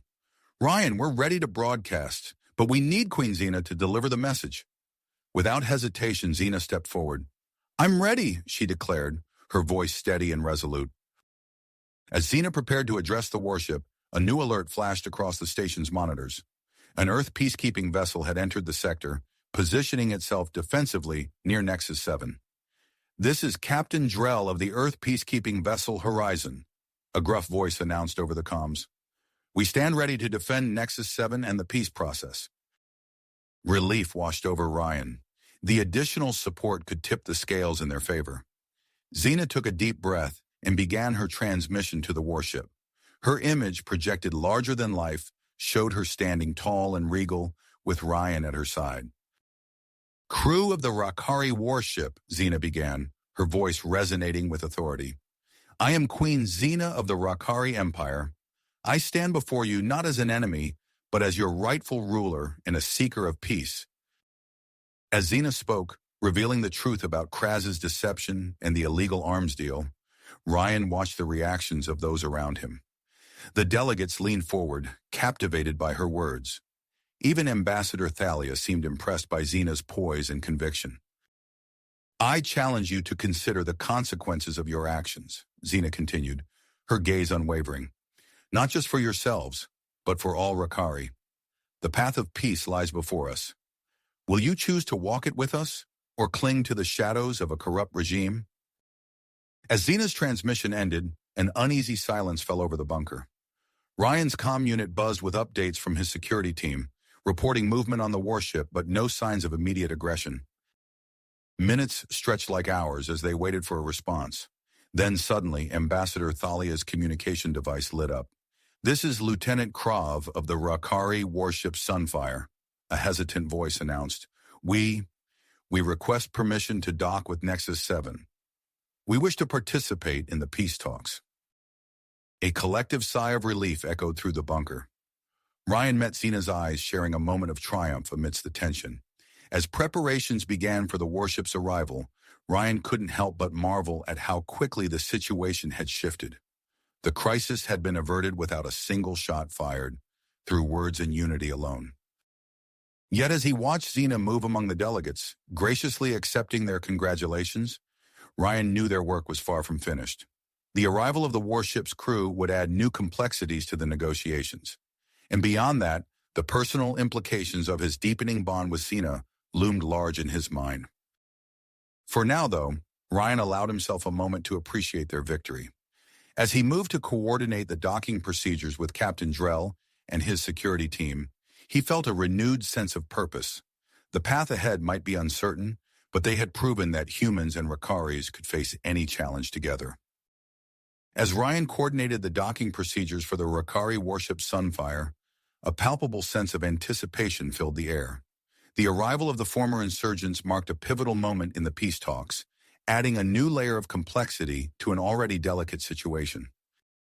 The docking bay doors slid open, revealing Lieutenant Krav and his crew. Their expressions were a mix of uncertainty and hope as they stepped onto Nexus 7. Ryan and Xena stood side by side to greet them, a visual representation of the unity they hoped to achieve. Welcome to Nexus 7, Xena said, her voice carrying both authority and warmth. Your decision to join us here is a brave one, and we appreciate the step you've taken towards peace. Lieutenant Krav nodded, his posture stiff but respectful. We've come to listen and to learn, Your Majesty. Recent events have opened our eyes to the possibility of a different future. As the new arrivals were escorted to the conference areas, Ryan couldn't help but notice the wary glances exchanged between the former insurgents and the other delegates. Trust would not come easily, but it was a start. The negotiations resumed with renewed vigor, now addressing the practical challenges of integrating two vastly different societies. It was during one of these intense sessions that a new face appeared in the room, causing a stir among the delegates. "Ladies and gentlemen, allow me to introduce Dr. Elora Venn," Ambassador Thalia announced. "She's a renowned xenobiologist specializing in Rakari physiology, here at the request of the Earth delegation." Dr. Venn, a tall woman with sharp features and bright, inquisitive eyes, surveyed the room. "I'm here to assist with any medical or biological concerns that may arise as we discuss the integration of our species," she explained, her voice calm and professional. As the talks progressed, Dr. Venn's expertise proved invaluable. She addressed concerns about potential disease transmission, dietary requirements, and even the long-term effects of humans and Rakaris living in close proximity. During a break in the negotiations, Ryan found himself approached by Ambassador Thalia. Her expression was serious as she pulled him aside. "Commander Ryan, we need to discuss something of a personal nature," she began, her voice low. "Your relationship with Queen Xena has become a topic of intense debate among the delegates." Ryan tensed, instinctively glancing across the room to where Xena was deep in conversation with a group of Rakari officials. "I see," he replied carefully. "And what are their concerns?" Thalia's expression softened slightly. "It's complicated. Some see your bond as a symbol of hope for future cooperation. Others view it as a potential security risk or political liability." Before Ryan could respond, Thalia continued, "I have a proposal that might address these concerns. We're planning a series of cultural exchange initiatives, and I believe your participation, along with Queen Xena, could be instrumental in shaping public perception." Ryan considered the idea. It was clear that his relationship with Xena had implications far beyond their personal feelings. "What exactly did you have in mind?" he asked. "We'd like you and Xena to participate in a Rakari bonding ritual," Thalia explained. "It would be a powerful symbol of commitment, both to each other and to the peace process." The idea was both exciting and daunting. Ryan knew that Rakari rituals could be intense, pushing participants to their physical and mental limits, but he also recognized the potential impact it could have on the negotiations. "I'll need to discuss this with Xena," Ryan said finally, "but if she agrees, I'm willing to participate."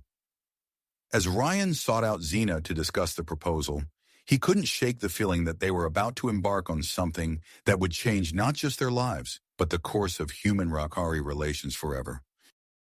The following day, as word spread of the planned bonding ritual, Nexus 7 buzzed with anticipation. Dr. Venn insisted on monitoring the process closely, citing the need to gather data on human Rakari physiological compatibility. The ritual chamber was a circular room with intricate patterns etched into the walls. Ryan stood at its center, his heart racing as he waited for the ceremony to begin.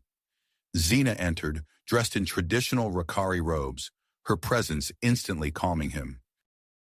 "Are you ready she asked softly, taking his hands in hers. Ryan nodded, squeezing her hands gently. "As ready as I'll ever be." The ritual began with a series of physical challenges that tested Ryan's strength and endurance. He climbed sheer walls, navigated complex mazes, and even engaged in stylized combat with holographic opponents. Throughout it all, Xena's presence was a constant, guiding and encouraging him. As the physical trials concluded, the mental portion of the ritual began.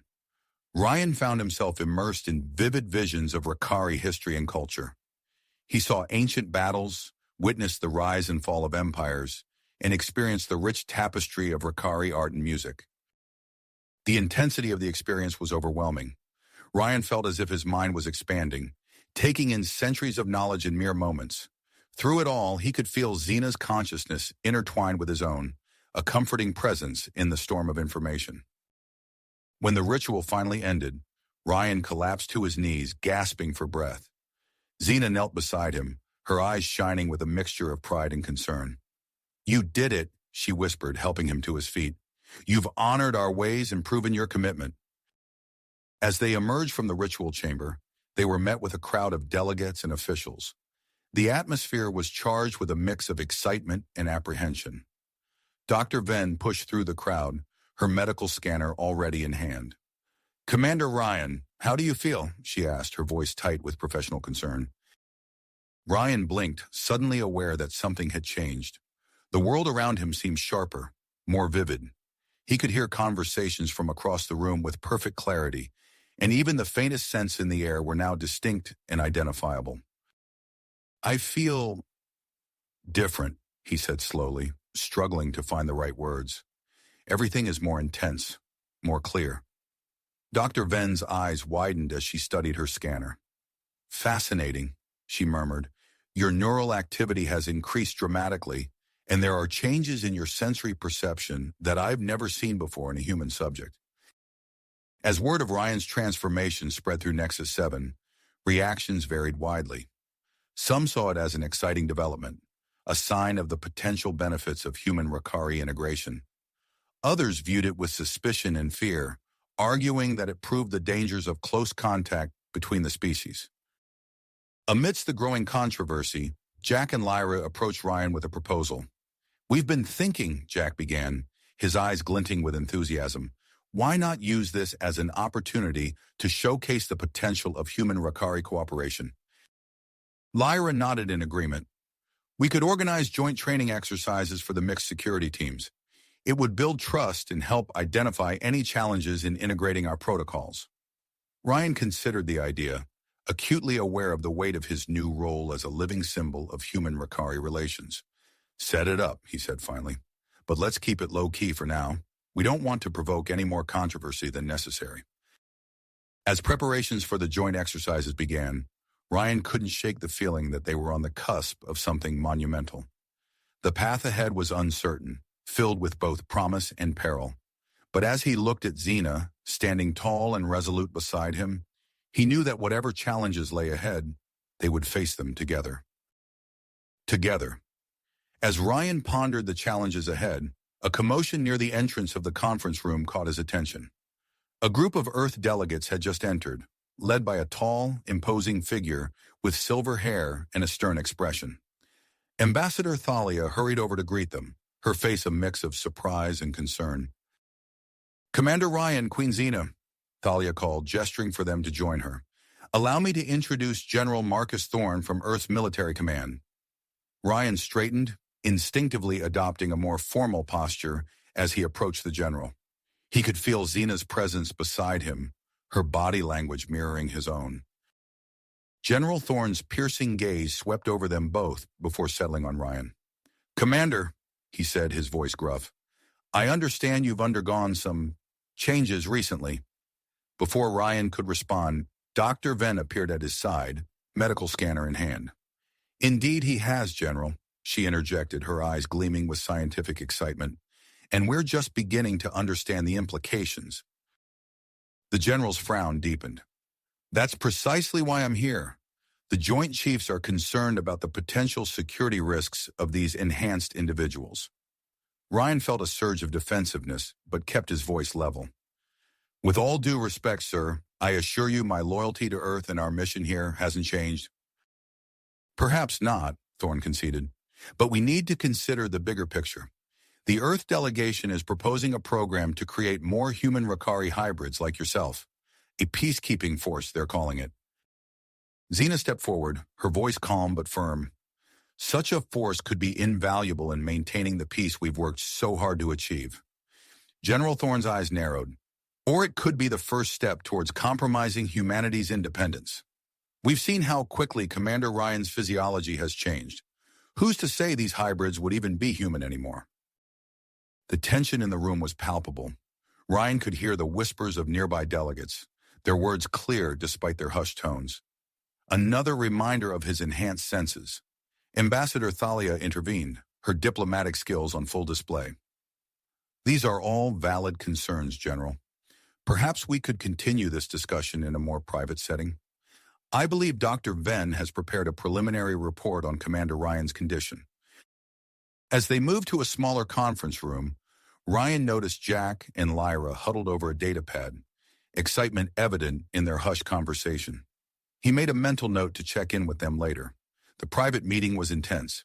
Dr. Venn presented her findings, highlighting the remarkable improvements in Ryan's physical and cognitive abilities. General Thorne listened with a stony expression, occasionally interrupting with pointed questions about potential downsides or hidden risks.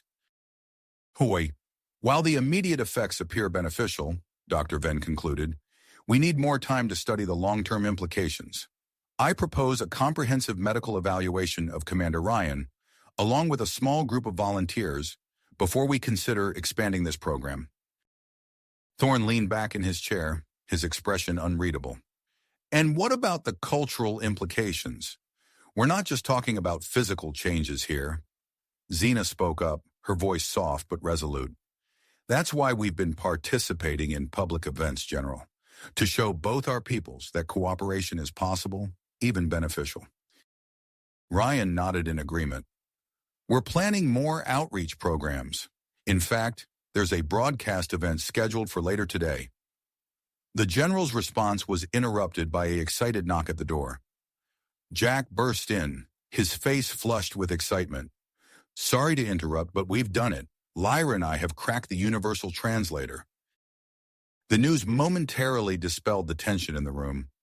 Even General Thorne looked intrigued as Jack explained the breakthrough, detailing how the new system could capture not just words, but cultural nuances and emotional context. As the meeting concluded, Ryan felt a mix of hope and apprehension. The proposed hybrid peacekeeping force and the new translation technology held immense promise, but he could see the potential for controversy and division. Later that day, as Ryan and Xena prepared for their public broadcast, he couldn't shake a feeling of unease. The station was crowded with a mix of humans and Rakaris, their emotions a tangled web of curiosity, hope, and suspicion that Ryan could almost taste in the air. As they took their places in front of the cameras, Ryan scanned the crowd, his enhanced senses on high alert. That's when he noticed a figure moving oddly, pushing against the flow of the crowd. The broadcast began with Ryan and Xena discussing their experiences and the potential for human-Rakari cooperation. But Ryan's attention was split, his eyes tracking the suspicious individual. Suddenly, the figure lunged forward, a metallic object glinting in their hand. Without thinking, Ryan moved. His enhanced reflexes kicked in, and in a blur of motion, he intercepted the attacker. With precise, controlled movements, he disarmed and subdued the would-be assailant without causing injury. The crowd gasped, then erupted in a mix of cheers and fearful murmurs. As security personnel rushed in to take control of the situation, Ryan became acutely aware of the cameras still rolling, capturing every moment of the incident. Xena was at his side in an instant, her hand on his arm both a comfort and a silent signal to the watching crowds. Human and Rakari united, even in the face of danger. As they were ushered off the stage, Ryan caught sight of General Thorne watching from the sidelines, his expression a complex mix of concern and grudging admiration. In the aftermath of the incident, as footage of Ryan's lightning-fast response spread across both Earth and the Rakari Empire, Ryan knew that the debate over human-Rakari integration had just been pushed to a new level of intensity. The path ahead was uncertain, but one thing was clear. There was no going back now. The incident at the broadcast event had sent shockwaves through both human and Rakari communities. As tensions rose, it became clear that more decisive action was needed to uncover the truth about their shared history and potential for cooperation. In the days that followed, Ryan and Xena found themselves at the center of intense discussions with Earth and Rakari officials. The decision was made to launch an expedition to a remote planet that held promise for answers about their common ancestry. As they boarded the sleek expedition ship, Ryan couldn't help but feel a mix of excitement and apprehension. He glanced at Xena, her scaled skin shimmering under the harsh lights of the docking bay. She caught his eye and gave him a reassuring nod. "Ready for this?" he asked, his enhanced senses picking up the faint increase in her heart rate. "Always," she replied, her voice steady despite the underlying tension. Dr. Venn hurried up the ramp behind them, her arms laden with equipment. "Commander, Queen Xena, I've just received the latest data on our destination. The energy readings are off the charts." As the ship's engines hummed to life, Ryan couldn't shake the feeling that they were being watched. He scanned the docking bay one last time before the hatch sealed shut, but saw nothing out of the ordinary.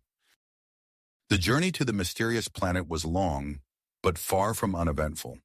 In the close quarters of the expedition ship, Ryan and Xena found themselves drawn to each other more than ever. Late one night, as the rest of the crew slept, they met in the ship's observation deck. Xena's eyes reflected the starlight as she turned to Ryan. "Do you ever wonder what we might find?" she asked softly. Ryan stepped closer, his hand brushing against hers. "Whatever it is, we'll face it together." Their lips met in a kiss that was both tender and passionate, a physical manifestation of the bond that had been growing between them since their first meeting. As they approached their destination, the ship's sensors began to light up with activity. Dr. Venn called everyone to the bridge, her eyes wide with excitement. "Look at this energy signature," she said, pointing to a pulsing light on the main screen. "It's unlike anything we've ever seen before." Ryan leaned in, his enhanced vision allowing him to pick up details others might miss. "It seems to be coming from a specific location on the surface. Any idea what's causing it?" Dr. Venn shook her head. "Not yet, but I have a theory. If this planet truly holds relics from our common ancestors, we might be dealing with technology far beyond our current understanding." As they entered the planet's atmosphere, Ryan coordinated with the security team to prepare for landing. The ship touched down in a clearing surrounded by towering structures that seemed to defy the laws of physics.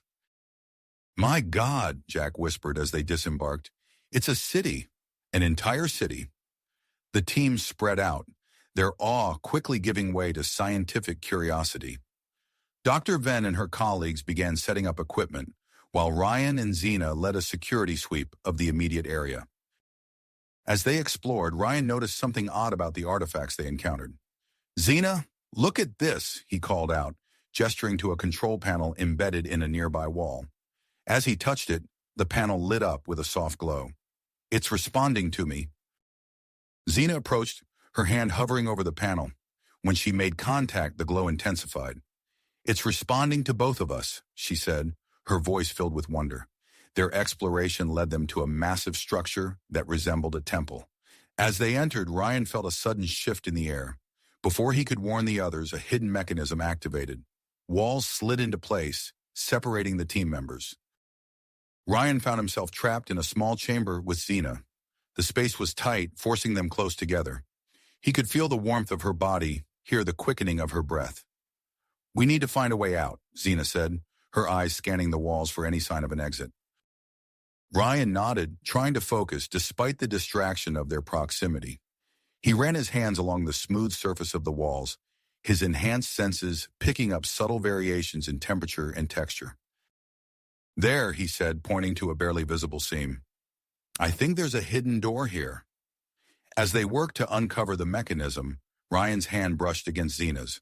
The touch sent a spark of electricity through him, a reminder of the growing attraction between them. Suddenly, the wall before them shimmered and disappeared, revealing a hidden chamber filled with pulsing light. Holographic images sprang to life around them, showing scenes from a distant past. "It's them," Xena breathed. "Our ancestors." The holograms told a story of a highly advanced civilization that had spread across the galaxy, establishing colonies on various planets, including Earth and the Rakari homeworld. The images showed the gradual divergence of the two species, adapting to their new environments over millennia. As they watched in awe, a distant explosion rocked the structure. Ryan's enhanced hearing picked up the sound of weapons fire. "The camp," he said, meeting Xena's concerned gaze. "It's under attack." They redoubled their efforts to escape, knowing their team needed them. Working in perfect sync, they finally managed to override the ancient security systems. As they emerged from the temple, they saw chaos unfolding at the base camp.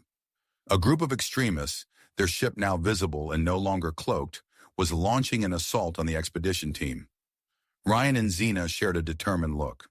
Without a word, they sprinted towards the battle, ready to defend their people and the groundbreaking discoveries they had made. The fight ahead would test not only their newfound abilities, but also the strength of the bond between them. a bond that now seemed to echo the shared history of their entire species. Species. The battle that ensued was fierce but brief, with Ryan and Xena's enhanced abilities proving decisive in repelling the attackers. As the dust settled, they stood side by side, surveying the damage and ensuring their team's safety.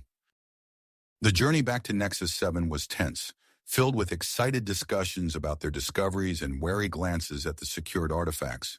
As they approached the station, Ryan noticed the increased security presence, a clear sign that news of their findings had already spread. Upon docking, they were immediately ushered into a secure debriefing room. General Thorne was waiting, his face a mask of almost unchecked anticipation. "Report!" he barked as soon as the door sealed behind them. Dr. Venn stepped forward, her eyes bright with excitement despite her obvious fatigue. "General, the data we've collected is nothing short of revolutionary. We found evidence of a common ancestral species for both humans and Rakaris." Thorne's eyebrows shot up. "Are you certain?" "The holographic recordings we recovered leave little room for doubt," Xena interjected, her voice steady. "They show a highly advanced civilization that colonized multiple worlds, including Earth and the Rakari homeworld." Ryan nodded, adding, "The technology we've brought back, it's unlike anything we've ever seen. It could change everything." The general's eyes narrowed. "Everything, you say, including the balance of power in the galaxy?" Before anyone could respond, an aide burst into the room. "Sir, I apologize for the interruption, but you need to see this." He activated a nearby screen, revealing a flurry of news reports from both Earth and Rakari space. Headlines flashed across the display. "Common ancestry confirmed. Ancient technology discovered. Human Rakari expedition success." Thorne's teeth gritted. "It seems our little secret is out. We need to get ahead of this. Now." The next few hours were a whirlwind of activity. Ryan and Xena found themselves thrust into the spotlight, fielding questions from eager reporters and curious delegates. As they stood before the cameras in Nexus 7's media center, Ryan felt Xena's hand slip into his, a gesture of unity that didn't go unnoticed by the watching crowds. "Commander Ryan," a human reporter called out, "how do you respond to concerns about the implications of this shared ancestry?" Ryan took a breath, choosing his words carefully. "What we've discovered doesn't change who we are as individuals or as species. If anything, it highlights the potential for cooperation and mutual understanding between humans and Rakaris." Xena nodded in agreement. "Our differences have always been a source of strength. This revelation simply provides context for our shared journey forward." As the interviews continued, Ryan noticed a new face in the crowd, a Rakari with an air of authority and charisma that set him apart. The newcomer watched the proceedings with keen interest, his gaze often lingering on the secure containers holding the recovered artifacts. Later, as they finally got a moment of respite, Xena leaned close to Ryan. "Did you see him?" she whispered. "The Rakari in the gold-trimmed robes?" Ryan nodded. "Hard to miss. Any idea who he is?" "Ambassador Kale," Xena replied, her voice low. "He represents a powerful coalition of Rakari noble houses. His presence here, it complicates things." Before they could discuss further, Dr. Venn approached, her face flushed with excitement. "I've made a breakthrough with one of the artifacts," she said, gesturing for them to follow her to the lab. Inside the secure facility, Dr. Venn led them to a device that pulsed with an otherworldly energy. "We believe this was used by our ancestors for genetic manipulation," she explained. "It could be the key to understanding how our species diverged, and potentially how we might bridge those differences." Ryan stared at the device, a mix of awe and unease settling in his stomach. The potential applications of something like this are both exciting and terrifying, Xena finished his thought. As if on cue, the lab door slid open, revealing General Thorne and Ambassador Kale. The tension in the room immediately spiked. Kale stepped forward, his eyes gleaming as he surveyed the ancient technology. "Fascinating," he purred. "I believe it's time we discuss the future of this research and who will control it." Ryan and Xena exchanged a glance, both sensing the delicate balance of their newfound alliance was about to be put to the test. The genetic manipulation device hummed softly in the background, its potential to reshape their world. for better or worse, hanging in the air between them. Them. The air in the lab crackled with tension as Ambassador Kale's words hung heavy in the air. General Thorne stepped forward, his face hardened. Ambassador, I believe we need to discuss this matter in a more formal setting. The implications of this technology are far too significant for hasty decisions. Kyle's eyes narrowed, but he nodded in agreement. Very well. I propose an emergency summit to address these concerns. All relevant parties should be present. As preparations for the summit began, Nexus 7 transformed into a hive of activity. Delegates from Earth, the Rakari Empire, and neutral parties from the Galactic Conclave arrived in a steady stream of shuttles and ships. The station's Grand Assembly Hall, rarely used to its full capacity, was quickly adapted to accommodate the influx of diplomats and their entourages. Ryan and Xena found themselves at the center of a whirlwind of briefings and strategy sessions. The night before the summit, they met in Ryan's quarters to discuss their approach. We need to present a united front, Ryan said, pacing the room. Our experience is unique. We can show them the potential benefits of integration. Xena nodded, her eyes following his movement. Agreed. But we must also be cautious. There are those who will see our connection as a threat. As they spoke, Ryan noticed a subtle shift in their communication. Ideas seemed to flow between them with an ease that bordered on the telepathic. He wondered if it was a result of their exposure to the genetic manipulation device. The summit opened the next morning with a palpable air of anticipation. Ryan and Xena sat side by side, their presence drawing curious glances from the assembled delegates. As the proceedings began, they listened intently to the opening statements. Ambassador Kale took the floor first, his voice smooth and persuasive. Esteemed colleagues, we stand at a crossroads of history. The technology we have uncovered offers unprecedented opportunities for advancement. I propose the establishment of a joint research facility on a neutral planet, where we can study these artifacts in a spirit of cooperation. Ryan felt a flicker of unease. He glanced at Xena, seeing his own concern mirrored in her eyes. There was something hidden beneath Kale's words, a subtlety that their enhanced intuition allowed them to perceive. General Thorne's response was swift and forceful. While I appreciate the ambassador's call for cooperation, we cannot ignore the security implications. Earth must have primary access to all findings. The potential risks are too great to do otherwise. The assembly erupted into heated debate. Dr. Venn attempted to interject with scientific data, but her measured words were lost in the growing cacophony of arguments. As the situation deteriorated, a new voice cut through the noise. If I may, esteemed delegates. All eyes turned to the speaker, a woman who had just entered the hall.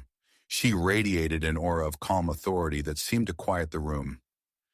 I am Dr. Lyra Shen, xenopsychologist specializing in interspecies relations. I believe I can offer a perspective that may help bridge the divide we see before us. Ryan watched as Dr. Shen began to speak, her words weaving a narrative of potential cooperation and mutual benefit. He felt a glimmer of hope, but it was short-lived. Suddenly, the doors to the assembly hall burst open. A group of protesters, both human and Rakari, stormed in, their faces contorted with anger. Stop this madness, one of them shouted. You'll destroy us all. Chaos erupted. Delegates scrambled for safety as the protesters pushed forward. Ryan's enhanced senses kicked into overdrive.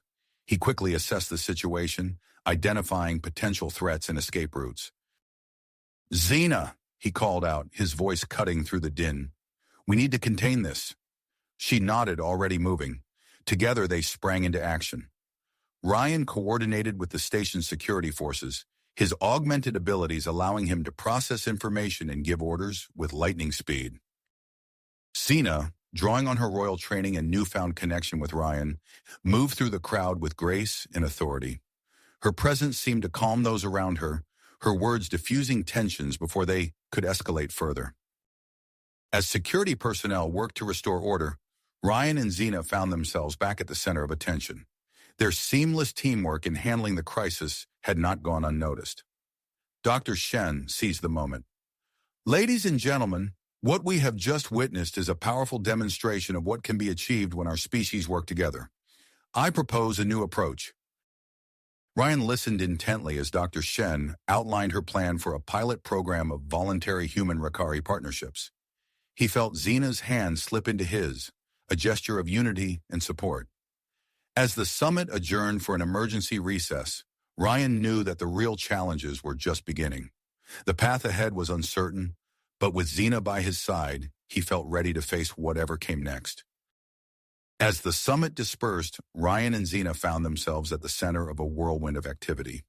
The tentative agreement reached during the talks had set in motion a series of events that would change the course of human-Rakari relations forever. Over the following weeks, they immersed themselves in preparations for the groundbreaking mission to Nexus Prime. The planet, carefully selected for its similarities to both Earth and the Rakari homeworld, would serve as the neutral ground for their joint research efforts. Ryan pored over mission briefings in his quarters one evening when Xena entered, her presence immediately filling the room with a sense of calm. Without a word, she sat beside him, their shoulders touching. In that moment of contact, a flood of shared thoughts and emotions passed between them.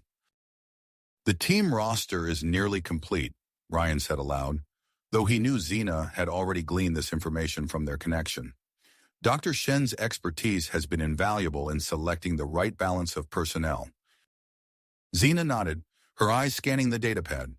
Her insights into interspecies dynamics have already prevented several potential conflicts. I'm glad she's joining us on Nexus Prime. As they discussed the mission, Ryan couldn't help but marvel at the depth of their bond. What had once been fleeting moments of shared consciousness had evolved into an almost constant awareness of each other's thoughts and feelings. It was both exhilarating and at times overwhelming. Their deepening relationship did not go unnoticed. As they walked through Nexus 7's corridors, they often caught glimpses of disapproving glances from more conservative members of both species. Yet for every look of suspicion, there were two of admiration and hope.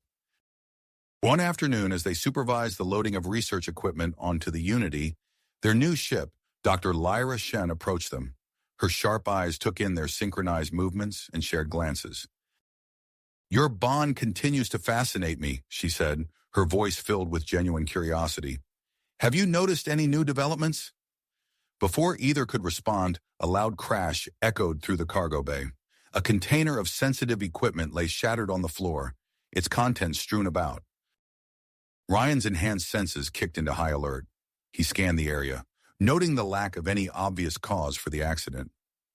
"That's the third equipment malfunction this week," he muttered, suspicion creeping into his voice. Xena placed a hand on his arm, her touch conveying a mix of concern and agreement. "We need to investigate this," she said softly. Over the next few days, a series of similar incidents plagued the mission preparations. Supply shipments went missing, key personnel fell ill with mysterious ailments, and critical systems experienced unexplained glitches. Ryan, drawing on his security background, began a covert investigation. He enlisted the help of Jack and Lyra, who had been continuing their work on uncovering the conspiracy behind the earlier attack on Nexus 7.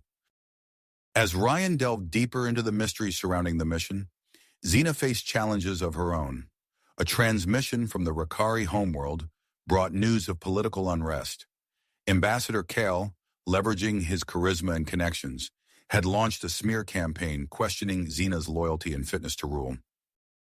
"He's trying to undermine everything we've worked for," Xena said, her voice tight with frustration as she and Ryan discussed the situation in private. Ryan felt her turmoil as if it were his own. "We'll face this together," he assured her, their hands intertwining. As the launch date approached, tensions on Nexus 7 reached a boiling point. A group of human and Rakari extremists, united in their opposition to integration, gathered outside the main spaceport. What began as a peaceful protest quickly turned violent. Ryan and Xena rushed to the scene, their enhanced abilities allowing them to process the chaotic situation rapidly. Working in perfect synchronization, they coordinated with security forces to contain the violence. Xena's voice, amplified by the station's communication system, cut through the din.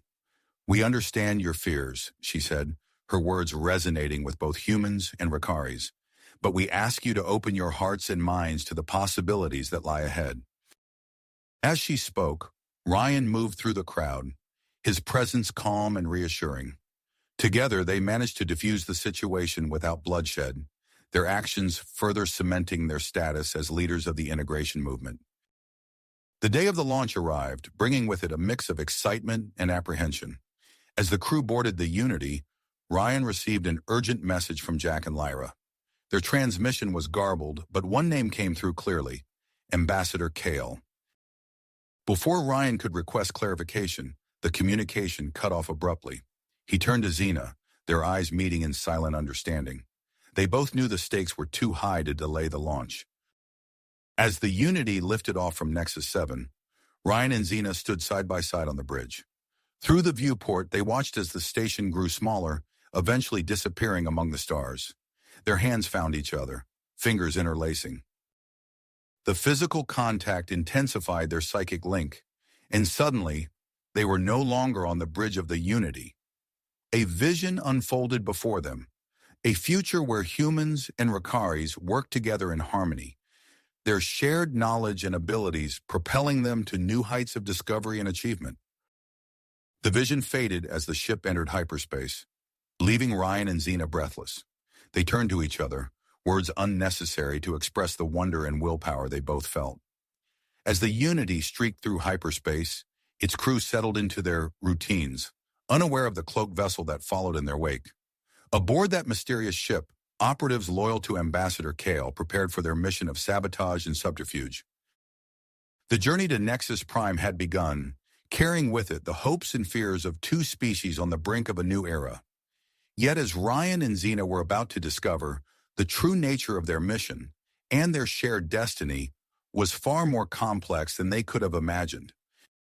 As the Unity drew closer to Nexus Prime, the crew's excitement grew palpable, electrifying the atmosphere on board.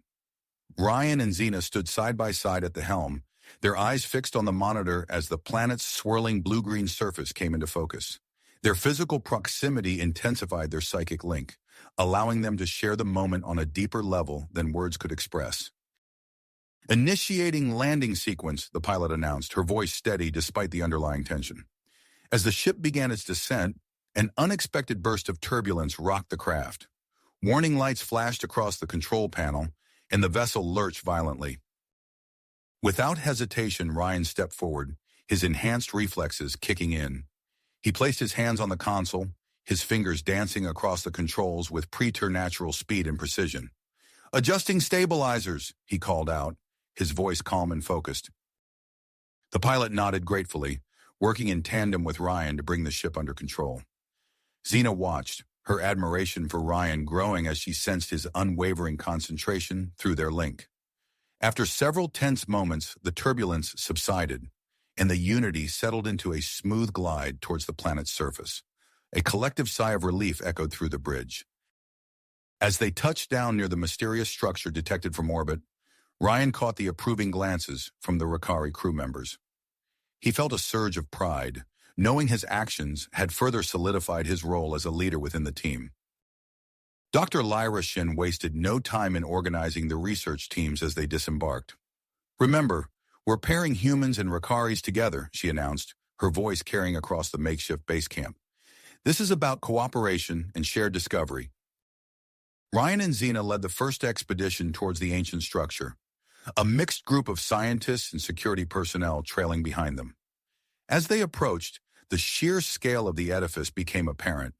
It resembled a colossal obelisk, its surface shimmering with an otherworldly iridescence. "It's partially buried," one of the Rakari scientists observed, gesturing to where the structure disappeared beneath the planet's surface. Ryan and Xena exchanged a glance, then stepped forward in unison. As their hands touched the obelisk's surface simultaneously, a low hum reverberated through the air. Before their astonished eyes, a previously invisible seam split open, revealing a hidden entrance. "Incredible," Dr. Shen breathed, her scientific curiosity overriding any apprehension. The team cautiously entered the structure, their footsteps echoing in the vast chamber that greeted them.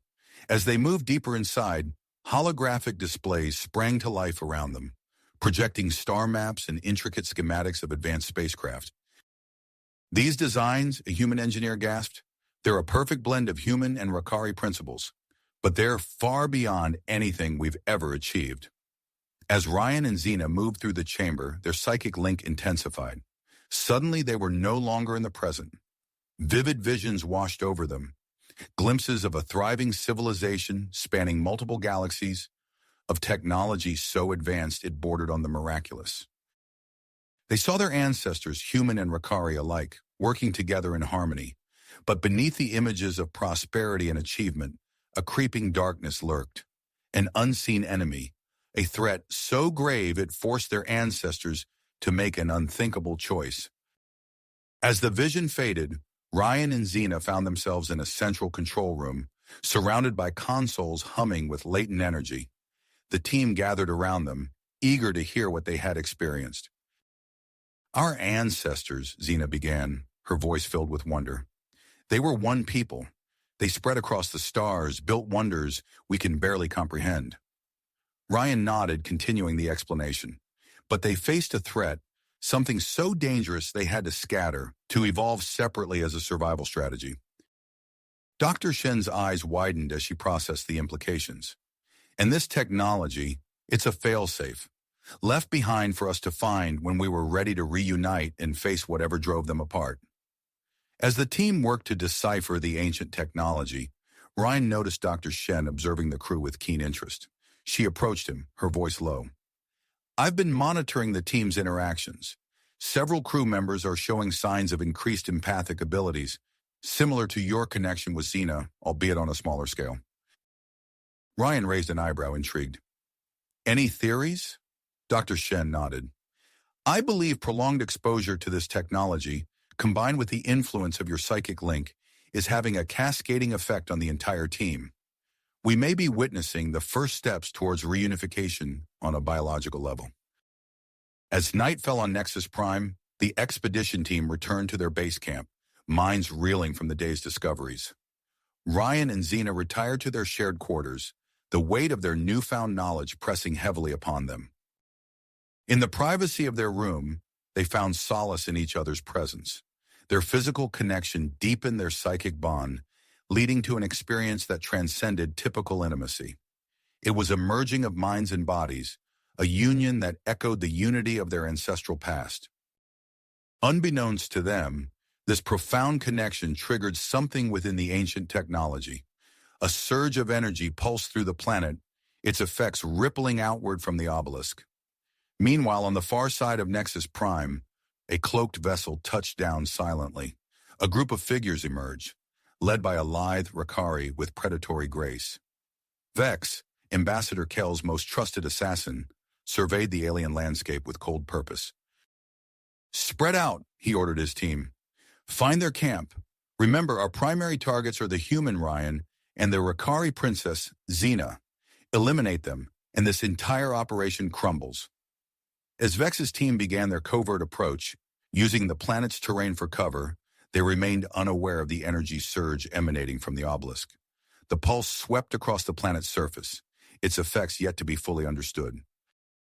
Back at the base camp, the first rays of dawn brought with them a startling discovery. The local flora had undergone a dramatic transformation overnight. Plants near the camp had grown at an impossible rate, some reaching heights of several meters. More intriguingly, many exhibited a shimmering quality reminiscent of the obelisk's surface. Dr. Shen immediately began collecting samples, her excitement palpable. This could be the key to understanding how the ancient technology interacts with living organisms, she explained to the gathering crowd of researchers. The implications for both human and Rakari biotechnology are staggering. As the team buzzed with excitement over this new development, Ryan felt a sudden chill run down his spine. His enhanced senses screamed a warning, a premonition of impending danger. He locked eyes with Xena, their psychic link flaring to life. We're not alone, he said, his voice low and urgent. Xena, help me mobilize the camp's defenses. Whatever's coming, we need to be ready. Xena nodded, her royal training kicking in as she began issuing orders to the security team. As the camp burst into organized activity, Ryan's mind raced. They had to protect not only themselves, but also the ancient technology and the groundbreaking discoveries they'd made. Unbeknownst to them, Vex and his operatives were closing in, using the rapidly growing vegetation as cover. The stage was set for a confrontation that would test the strength of the human-Rakari alliance and the evolving abilities of Ryan and Xena. Xena's enhanced senses. The stage was set for a confrontation that would test the strength of the human-Rakari alliance and their evolving abilities. As the first light of dawn crept over the horizon, Ryan's enhanced senses sent a jolt of alarm through his body. His eyes snapped open, and he sat up abruptly, his heart racing. Through their psychic link, he immediately reached out to Xena. "Danger," he projected, his mental voice tense and urgent. "We're not alone." Xena's response was instant, her military training kicking in. "I sense it too. We need to mobilize." They sprang into action, quickly dressing and exiting their quarters. The camp was just beginning to stir, with bleary-eyed researchers emerging from their tents. Ryan's voice cut through the morning air, sharp and commanding. "Everyone, listen up. We have a potential security breach. This is not a drill." As he spoke, Xena was already coordinating with the security team, her royal bearing evident in the way she issued orders. "Establish a defensive perimeter. Use the new flora growth as cover. Move!" The camp erupted into organized chaos. Security personnel scrambled to their positions, while researchers hurried to secure their equipment and data. Dr. Shen, her hair disheveled from sleep, approached Ryan with a concerned look. "What about our findings from the obelisk?" she asked, her voice tight with worry. Ryan nodded grimly. "Prioritize that data. It's likely what they're after." As the defensive preparations continued, Ryan and Xena used their heightened abilities to scan the surrounding area.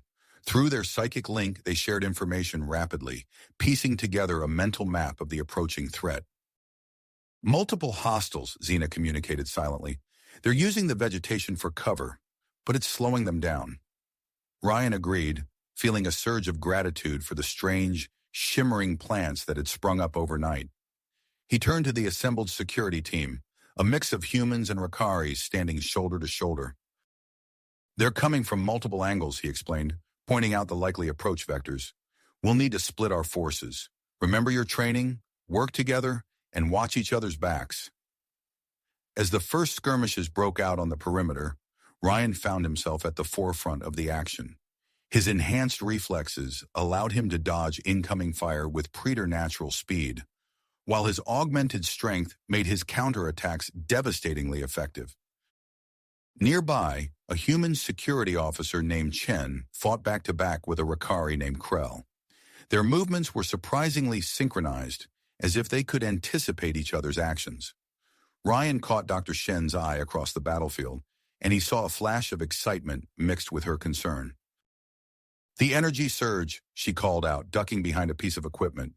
"It's enhanced our latent abilities. We can use this." Taking advantage of a brief lull in the fighting, Dr. Shen quickly explained her plan to create a rudimentary psychic network among the defenders. Ryan and Xena, with their stronger abilities, acted as focal points, helping to link the minds of their team members. The effect was immediate and profound. The human Rakari defenders moved with newfound coordination, their actions flowing together like a well-rehearsed dance. They anticipated attacks before they came, covered each other's blind spots, and communicated complex strategies with mere glances. As the battle raged on, Ryan became aware of a new presence on the field. A lithe Rakari moved with predatory grace, slipping past their outer defenses with alarming ease. Through his enhanced senses, Ryan could feel the newcomer's cold dedication and deadly skill.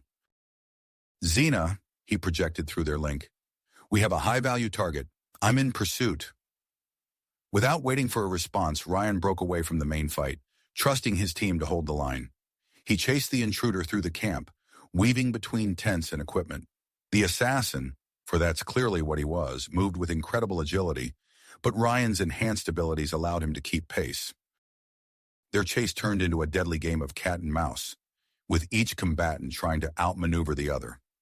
Ryan's fist grazed the assassin's jaw, while a kick from his opponent left Ryan's side aching.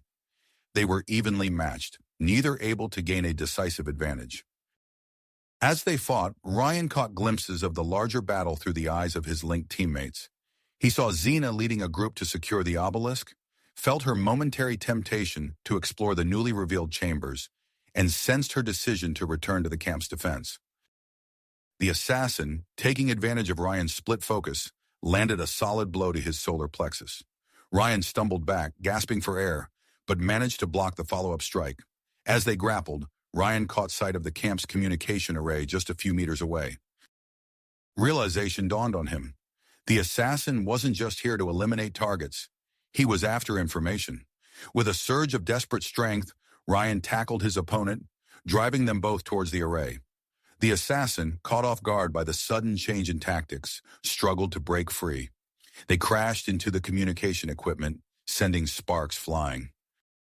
As they wrestled on the ground, Ryan saw the assassin's hand reach for a data transmitter. With a final Herculean effort, Ryan grabbed the assassin's wrist, wrenching it away from the device. But not before a brief burst of data was sent. Suddenly, Xena was there, her presence a beacon of strength in Ryan's mind. Together, they subdued the assassin, securing his hands behind his back. As the sounds of battle faded, replaced by the shouts of their victorious team members, Ryan and Xena exchanged a look of mingled relief and concern. They had won this fight, but at what cost? And what new challenges would the partially transmitted data bring? The assassin, now their prisoner, glared at them with cold defiance. "This isn't over," he spat. "Ambassador Kale will—" Ryan cut him off with a sharp gesture. "Save it for the interrogation," he said, his voice hard. He turned to Xena, his expression softening slightly. "We've got a lot of work to do." As the adrenaline of battle began to fade, the full impact of what they'd just experienced began to sink in. The enhanced abilities, the coordinated defense, the new discoveries at the obelisk, all of it painted a picture of a future that was both thrilling and terrifying in its potential. Ryan gazed out at the camp, watching as humans and Rakaris worked side by side to treat the wounded and assess the damage. Despite the attack, their unity seemed stronger than ever. But as he felt the weight of the captured assassin's glare on his back, Ryan knew that this was just the beginning of a much larger conflict. With a deep breath, he squared his shoulders and prepared to face whatever challenges lay ahead. The future of human-Rakari relations, and perhaps the fate of their ancestral legacy, hung in the balance. There was no time to waste. The future of human-Rakari relations, and perhaps the fate of their ancestral legacy, hung in the balance. Ryan turned to face the camp, his eyes scanning the bustling activity. "We need to fortify our position," he said, his voice firm with drive. "This attack won't be the last." Xena nodded, her eyes narrowing as she surveyed the perimeter. "Agreed. We'll use what we have at our disposal." Over the next few days, the camp transformed into a makeshift fortress. The team worked tirelessly, constructing defensive barriers using the rapidly growing alien flora. The shimmering plants, which had sprouted overnight, proved to be remarkably resilient against conventional weapons. Dr. Shen, her eyes alight with scientific curiosity, led a team in studying the enhanced plant life. "These specimens are unlike anything we've ever seen," she explained, gesturing to a holographic display of cellular structures. "Their ability to absorb and redirect energy could revolutionize both human and Rakari technology." As the camp's defenses strengthened, Ryan and Xena found their psychic link intensifying. One night, as they lay side by side in their quarters, a shared vision gripped them. They saw flashes of a grand civilization, their common ancestors at the height of their power. But the vision turned dark, showing the fall of this mighty empire at the hands of a relentless, mechanical foe. Ryan sat up abruptly, sweat beading on his forehead. "Did you see that?" he asked, his voice hoarse. Xena nodded, her eyes wide. "A machine race," she whispered. "Our ancestors' downfall." The revelation added a new urgency to their mission. If this threat still existed, both human and Rakari civilizations could be in danger. With the camp secure, Ryan and Xena shifted their focus to the obelisk. Leading a small team, they ventured into the newly revealed chambers within the structure. As they descended into the vast underground complex, dormant technology surrounded them. Look at this, Ryan breathed, running his hand along a smooth metallic surface. The material pulsed with a faint light at his touch. As they navigated the labyrinthine passages, holographic recordings sprang to life. They watched in awe as images of their ancestors demonstrated incredible feats. Faster-than-light travel, energy manipulation on a cosmic scale. Deeper into the complex, Ryan's hand brushed against an unassuming panel. A surge of energy coursed through his body, causing him to stumble back. Xena caught him, concern etched on her face. "Ryan, are you all right?"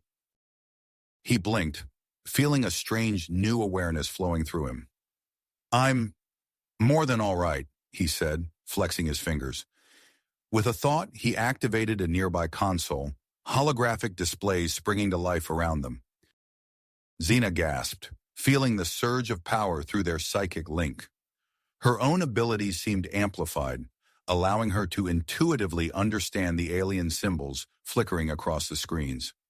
Together, they delved deeper into the obelisk's systems, uncovering secrets long buried. The complex revealed itself to be more than just a repository of knowledge. It was a nexus of incredible power. Back at the camp, Dr. Shen and her team made a breakthrough in understanding the psychic network that had formed during the attack.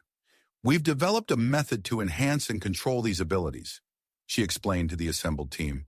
"This could greatly improve our communication and coordination." As if on cue, alarms blared across the camp. A technician rushed up to Dr. Shen, his face pale. "Multiple ships detected entering orbit, Doctor." The camp erupted into controlled chaos as everyone rushed to their stations. Ryan and Xena emerged from the obelisk, their newfound abilities humming beneath their skin. "Report!" Ryan barked, striding into the command center. "It's a joint task force," a communications officer replied. "Human and Rakari ships, they're hailing us." The main screen flickered to life, revealing the stern faces of Captain Elena Vasquez and High Commander Thrak. "This is Captain Vasquez of the United Earth Fleet," the human officer began. "We've been sent to investigate a partial transmission received by Ambassador Kale. Your mission is now under our jurisdiction." Ryan and Xena exchanged a glance, a silent conversation passing between them. They had come too far to relinquish control now. "Captain Commander," Ryan said, stepping forward, "before you make any decisions, there's something you need to see." With a shared nod, Ryan and Xena reached out with their enhanced abilities. The camp around them began to shimmer with energy. Plants twisted and grew at impossible speeds, forming intricate patterns. Streams of light danced through the air, coalescing into complex three-dimensional models of star systems and advanced technologies. In orbit, the smaller ships of the task force began to move, gently lifted and repositioned by an invisible force. Captain Vasquez and Commander Thrak watched in stunned silence as their vessels danced in formation, spelling out a message of peace and cooperation in the void of space. As the dazzling display concluded, Ryan addressed the task force leaders again. "What you've just witnessed is only a fraction of what we've discovered here. The obelisk contains knowledge that could change everything for both our species, but it also warns of a threat that could destroy us all." He went on to explain their findings about the ancient civilization and the machine race that had brought about its downfall. Xena stepped forward, her voice strong and clear. "We stand at a crossroads," she said. "The choice before us is clear. Continue this mission together or risk facing an existential threat divided and unprepared." Captain Vasquez and Commander Thrak listened intently, their expressions shifting from skepticism to guarded interest. After a long moment, Vasquez spoke. "Your arguments are compelling," she admitted. "We'll need to verify your claims, of course. But if what you say is true, the implications are staggering." Commander Thrak nodded in agreement. "We cannot ignore the potential benefits or the risks of this discovery. We will provide additional resources and protection for your mission. However," Vasquez added, "we'll need to integrate some of our own personnel into your team for oversight." Ryan and Xena accepted the compromise, knowing it was the best outcome they could hope for. As the expanded team began to settle into a new routine, they found their roles evolving. Their unique abilities and the respect they'd earned placed them at the center of the operation. Days turned into weeks as they continued to explore the obelisk and train others in developing their latent psychic abilities. The human Rakari team grew more tightly knit, their shared purpose forging bonds that transcended species. One evening, as the twin moons of Nexus Prime rose over the horizon, Ryan and Xena stood before a newly uncovered star map deep within the obelisk complex. Countless points of light glowed softly, each representing a potential site of their ancestors' legacy. "There's so much more out there," Xena murmured, her hand intertwining with Ryan's. He nodded, feeling the weight of their discoveries. "And we'll face it together." As they gazed at the vast expanse of stars before them, both knew their journey was far from finished. The fate of two species rested on their shoulders, and the mysteries of the galaxy beckoned. Whatever challenges lay ahead, they would meet them as one. As they gazed at the vast expanse of stars before them, both knew their journey was far from finished. The fate of two species rested on their shoulders, and the mysteries of the galaxy beckoned. Whatever challenges lay ahead, they would meet them as a united front. Ryan's eyes narrowed as he studied the star map, his mind racing with possibilities. "We need to start preparing for an expanded mission," he said, turning to Xena. "These other locations could hold the key to understanding our ancestors' legacy and the threat they faced." Xena nodded, her expression thoughtful. "Agreed, but we'll need more resources, more personnel." As if on cue, the communication system crackled to life. Captain Vasquez's voice filled the chamber. "Ryan, Xena, we need you topside. The integration of our new team members is not going as smoothly as we'd hoped." They exchanged a glance before hurrying back to the surface. The camp was a hive of activity, with the newly arrived human and Rakari personnel attempting to find their place among the established team. Tensions were evident as cultural misunderstandings and differing protocols clashed. Ryan stepped forward, his voice carrying across the camp. "Listen up, everyone. I know this transition isn't easy, but what we're doing here is bigger than any one of us. We need to work together, learn from each other." Xena joined him, her presence amplifying his words through their psychic link. "We're going to establish a training program," she announced, "to develop the latent abilities we've discovered in ourselves, in all of us." Over the next few weeks, the camp transformed into a unique training ground. Using the alien flora and technology from the obelisk, Ryan and Xena created a series of obstacle courses and challenges that pushed the limits of both human and Rakari physiology. During one particularly intense session, Ryan and Xena stood at the center of a group of trainees, guiding them through a complex psychic exercise. Suddenly, their combined powers surged, far beyond their usual strength. A massive wave of energy pulsed through the obelisk complex, washing over everyone in the vicinity. For a moment, chaos reigned as every team member experienced a dramatic enhancement of their psychic abilities. Objects levitated, thoughts mingled freely, and the very air seemed to shimmer with potential. As the surge subsided, a new holographic projection sprang to life within the obelisk. It showed the star map they had discovered earlier, but now with additional details about each installation's function and potential threats. Dr. Shen, who had been monitoring the session, rushed over to Ryan and Xena. "What just happened?" she asked, her eyes wide with excitement and concern. "We're not sure," Ryan admitted, studying the new holographic display. "But it looks like we've unlocked more information about these other sites." As they analyzed the data, a troubling discovery emerged. Xena pointed to a familiar star system. "That's within Rakari space," she said, her voice tense, "and it's under the control of Ambassador Kale's faction." The implications were clear. If Kale got his hands on another installation like the one on Nexus Prime, the balance of power could shift dramatically, and not in their favor. Ryan turned to Captain Vasquez and High Commander Thrak, who had joined them during the commotion. "We need to move fast," he said. "We have to secure that installation before Kale can exploit it." The two leaders exchanged glances, clearly weighing the risks. Finally, Vasquez spoke. "What do you propose?" "An infiltration mission," Xena said. "A small team, in and out quickly. Ryan and I have the best understanding of this technology. We should lead the operation." After much debate, Vasquez and Thrak reluctantly agreed, but insisted on sending an elite team to accompany them. As preparations began, Dr. Shen approached with news of her own. "I've made a breakthrough with the enhanced plant life," she explained, holding up a vial of iridescent liquid. "This serum could temporarily boost your psychic abilities even further. It could give you an edge on the mission."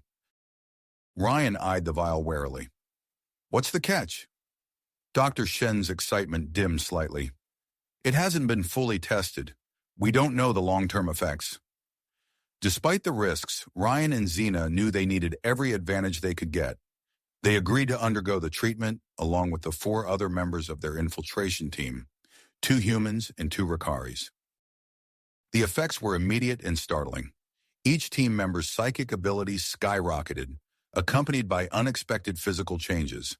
Ryan's skin took on a faint, shimmering quality, while Xena's eyes began to glow with an inner light. Their senses sharpened to an almost painful degree. As they adapted to their enhanced states, an urgent message came through from Earth. Ambassador Kale had begun spreading propaganda about the discoveries on Nexus Prime, twisting the information to suit his own agenda. He was calling for a return to isolationist policies, painting the human-Rakari collaboration as a threat to the Rakari Empire. The news forced them to accelerate their plans. Time was running out.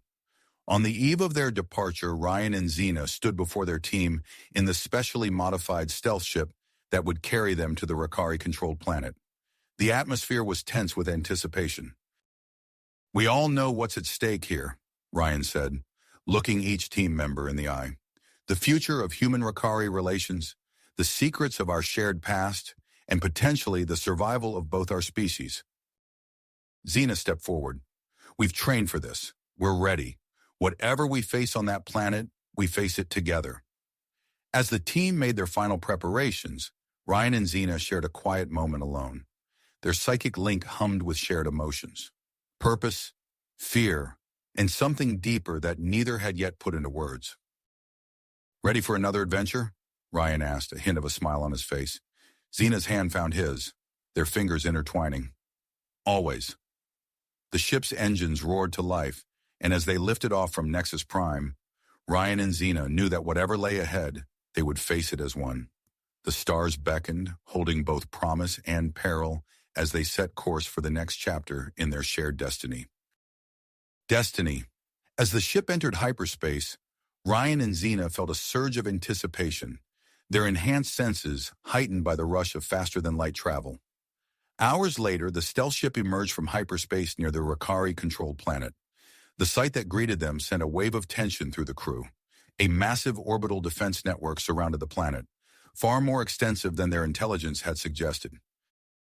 "This wasn't in the briefing," muttered one of the human team members, her eyes wide as she took in the complex web of satellites and defense platforms.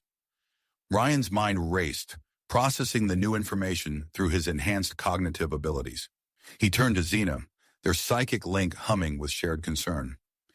"A direct approach is out of the question," he said. "We'd be detected and intercepted before we got anywhere near the surface." Xena nodded, her glowing eyes scanning the defense grid. "We need another way in." Ryan's gaze fell on the ship's experimental cloaking device. An idea formed, crystallizing rapidly in his enhanced mind. "What if we combine the cloaking technology with our psychic abilities?" he suggested. "Create a temporary blind spot in their defenses?" The team exchanged glances, a mix of uncertainty and tenacity on their faces. It was a risky plan, but given the circumstances, it seemed to be their only option. "It's worth a shot," Xena agreed. "Everyone, concentrate your psychic energy. Focus on creating a void in the defense grid." The team closed their eyes, channeling their collective power. Ryan felt the familiar surge of energy coursing through him, amplified by Dr. Shen's serum. The air around them began to shimmer, a visual manifestation of their combined psychic output. As they approached the planet, Ryan skillfully piloted the ship through the maze of defensive satellites. The strain of maintaining their psychic shield was evident on everyone's faces. Beads of sweat formed on foreheads, and their skin began to glow with an otherworldly luminescence, a side effect of the serum interacting with their heightened abilities. "We're through," Ryan announced as they breached the atmosphere. The team let out a collective sigh of relief, but the challenge was nowhere near the end. Ryan guided the ship to a remote landing site near a towering mountain range. As they touched down, their enhanced senses immediately picked up unusual energy signatures emanating from the peaks. "The installation must be hidden in those mountains," Xena said as they disembarked.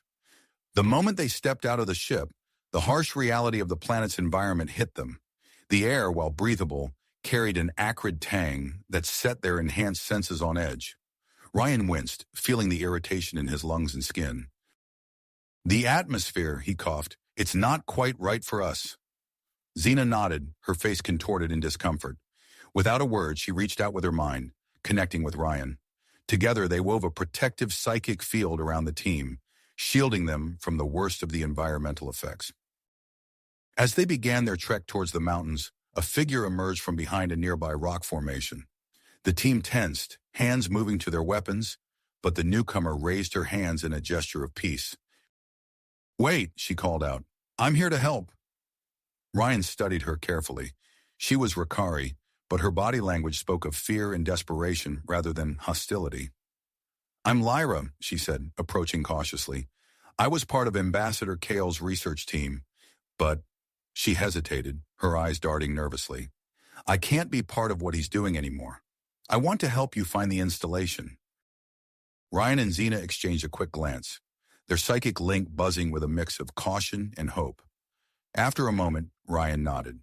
"All right, Lyra. Lead the way." Lyra guided them through a series of hidden caverns, expertly navigating the treacherous terrain. Ryan and Xena's enhanced abilities proved invaluable, allowing them to anticipate and avoid various environmental hazards. Their teammates followed closely, their own augmented senses on high alert. As they emerged from a narrow passage, a massive sealed door came into view. It was embedded in the mountain face, its surface covered in ancient symbols, similar to those they had encountered on Nexus Prime. "This is it," Lyra whispered, her voice filled with awe. Ryan and Xena stepped forward, their bodies glowing more intensely as they approached the ancient barrier. They placed their hands on the door's surface, channeling their combined psychic energy into the locking mechanism. The surrounding rock began to resonate, vibrating in harmony with their power. With a thunderous rumble, the door slowly slid open, revealing a vast chamber filled with technology beyond their wildest imagination. The team entered cautiously, their enhanced senses overwhelmed by the sheer scale and complexity of the installation. At the center of the chamber stood a control panel, its surface alive with pulsing lights and holographic displays. As Ryan and Xena approached it, their psychic link intensified dramatically. Suddenly, they were plunged into a shared vision. Images of a terrifying machine race, of worlds burning, and of this very installation rising to defend against the onslaught. They saw the weapon's true purpose, a powerful defensive system capable of repelling large-scale attacks from space. It was a testament to their ancestors' ingenuity and desperation. As the vision faded, Ryan and Xena found themselves back in the present, their hands hovering over the control panel. The rest of the team watched in anticipation, sensing the weight of the moment. Suddenly, alarms blared throughout the complex, shattering the reverent silence. Ambassador Kell had found them. "We're out of time," Ryan said, his voice tight with urgency. "We need to activate this weapon and secure it before Kell can get his hands on it." Xena nodded, her eyes blazing with persistence. "Together," she said, grasping Ryan's hand. As one, they reached out and interfaced with the ancient system, their minds merging with the incredible power of the installation. The chamber came alive around them, holographic displays springing into existence, responding to their every thought. The sound of approaching footsteps echoed through the corridors. Kell's forces were closing in. The rest of the team took up defensive positions, their serum-enhanced abilities primed for the coming fight. Ryan and Xena stood at the heart of the storm, their bodies glowing like twin sun as they wrestled with the ancient technology. The fate of two species hung in the balance, and the true test of their abilities was only just beginning. The ancient systems responded to their combined will, activating layer upon layer of dormant defenses. As holographic displays flickered to life around them, the sound of footsteps grew closer. Ryan and Xena locked eyes, a silent understanding passing between them. They had come too far to fail now. Suddenly, the chamber erupted into chaos. Ambassador Kell's forces poured through the entrance, weapons raised. The rest of the team sprang into action, their serum-enhanced abilities giving them an edge in the close-quarters combat. Ryan and Xena remained focused on the control panel, their minds deeply intertwined with the installation systems. As they worked, the chamber itself came alive. Ancient defense mechanisms activated, energy fields springing up to repel the intruders. Kell's voice boomed through the chamber. "Stand down! You have no idea what you're meddling with." But Ryan and Xena pressed on, their enhanced minds processing vast amounts of information. With a final surge of psychic energy, they fully activated the weapon system. The entire mountain range shuddered as long-dormant machinery whirred to life. A blinding light filled the chamber, forcing everyone to shield their eyes. When it faded, Ryan and Xena stood at the center of a pulsing energy field, the ancient weapon now under their control. Kyle's forces, overwhelmed by the display of power, began to retreat. The ambassador himself stood frozen, a look of disbelief on his face. Ryan stepped forward, his voice steady despite the strain. "It's over, Kyle. This installation is now under our protection." As the last of Kyle's forces fled, the team quickly moved to secure their position. Ryan turned to the others, his skin still shimmering with residual energy. "We need to fortify this place fast. Use whatever you can find." The team sprang into action, their enhanced abilities allowing them to quickly assess and utilize the ancient technology around them. Xena interfaced with the security systems, establishing a perimeter defense that would alert them to any approaching threats. As the others worked, Ryan noticed a faint energy signature coming from a previously hidden section of the wall. Guided by instinct, he placed his hand on the smooth surface. To his surprise, it slid open, revealing a small chamber filled with advanced communication equipment.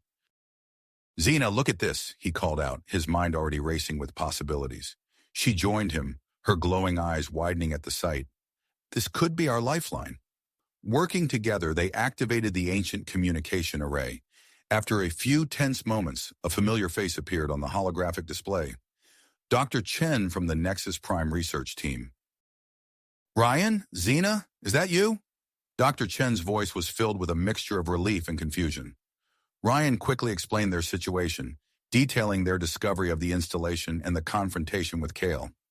"We need backup," he concluded, "and fast." Dr. Chen nodded, her expression grave. "I'll inform Captain Vasquez and High Commander Thrak immediately. Hold your position." As Ryan coordinated with Nexus Prime, Xena turned her attention to the vast data banks housed within the installation. Her enhanced cognitive abilities allowed her to process information at an unprecedented rate, sifting through millennia of accumulated data. "Ryan," she called out, her voice tight with urgency. "You need to see this." He joined her at the main console, where a holographic display showed a star map of nearby systems. Several points pulsed with an ominous red light. "What am I looking at?" Ryan asked, though a sinking feeling in his gut told him he already knew the answer. "Long-range sensor data," Xena explained, her fingers flying over the controls. "Left behind by the ancient civilization. These signals, they match the signature of the machine race." Ryan's blood ran cold. "How recent is this data?" Xena's glowing eyes met his. "That's the thing. These readings are from probes that have been dormant for centuries. They just reactivated yesterday." The implications hit Ryan like a physical blow. The machine race wasn't a distant threat from the past. It was an imminent danger to both their species. Before they could fully process this revelation, alarms blared throughout the complex. Lyra, their Rakari ally, rushed into the chamber, her face pale. "We have a problem," she said, her voice shaking. "Word of what happened here is spreading across the planet. The cities are in chaos. Some are calling you liberators, others, insurgents." Ryan and Xena exchanged a worried glance. They had secured the installation, but the battle for the hearts and minds of the Rakari people was just beginning. As if on cue, a nearby display flickered to life, showing a planet-wide broadcast. Ambassador Kale's face filled the screen, his expression a mask of righteous anger. "Citizens of the Rakari Empire," he began, his voice dripping with impossibly strong fury. "Today, a group of human insurgents, aided by traitors to our own kind, have stolen an ancient artifact of immense power. They claim to act in our best interests, but make no mistake. This is an act of war." Ryan clenched his fists, feeling the strain of constant psychic exertion taking its toll.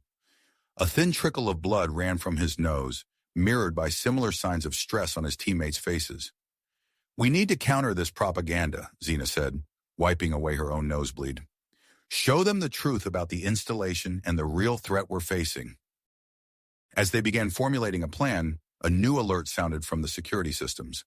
Xena quickly pulled up a display, her eyes widening in alarm. "We've got multiple breaches in the lower levels," she reported. "It's not Kale's forces. It's something else." Ryan nodded grimly, activating the installation's internal defenses. "Looks like we've got a fight on our hands. Everyone, prepare for combat. Whatever's coming, we hold this position at all costs." The team took up defensive positions, their enhanced abilities primed for the coming battle. As the sounds of approaching intruders echoed through the ancient halls, Ryan and Xena shared a determined look. The true test of their abilities, and the future of both their species, was about to begin. The ancient systems pulsed with newfound energy, responding to Ryan and Xena's combined will. As the team secured their position within the installation, the true scope of their actions began to unfold. The spectacular energy discharge from the activated weapon system had been visible across the planet, igniting a firestorm of curiosity and concern among the Rakari population.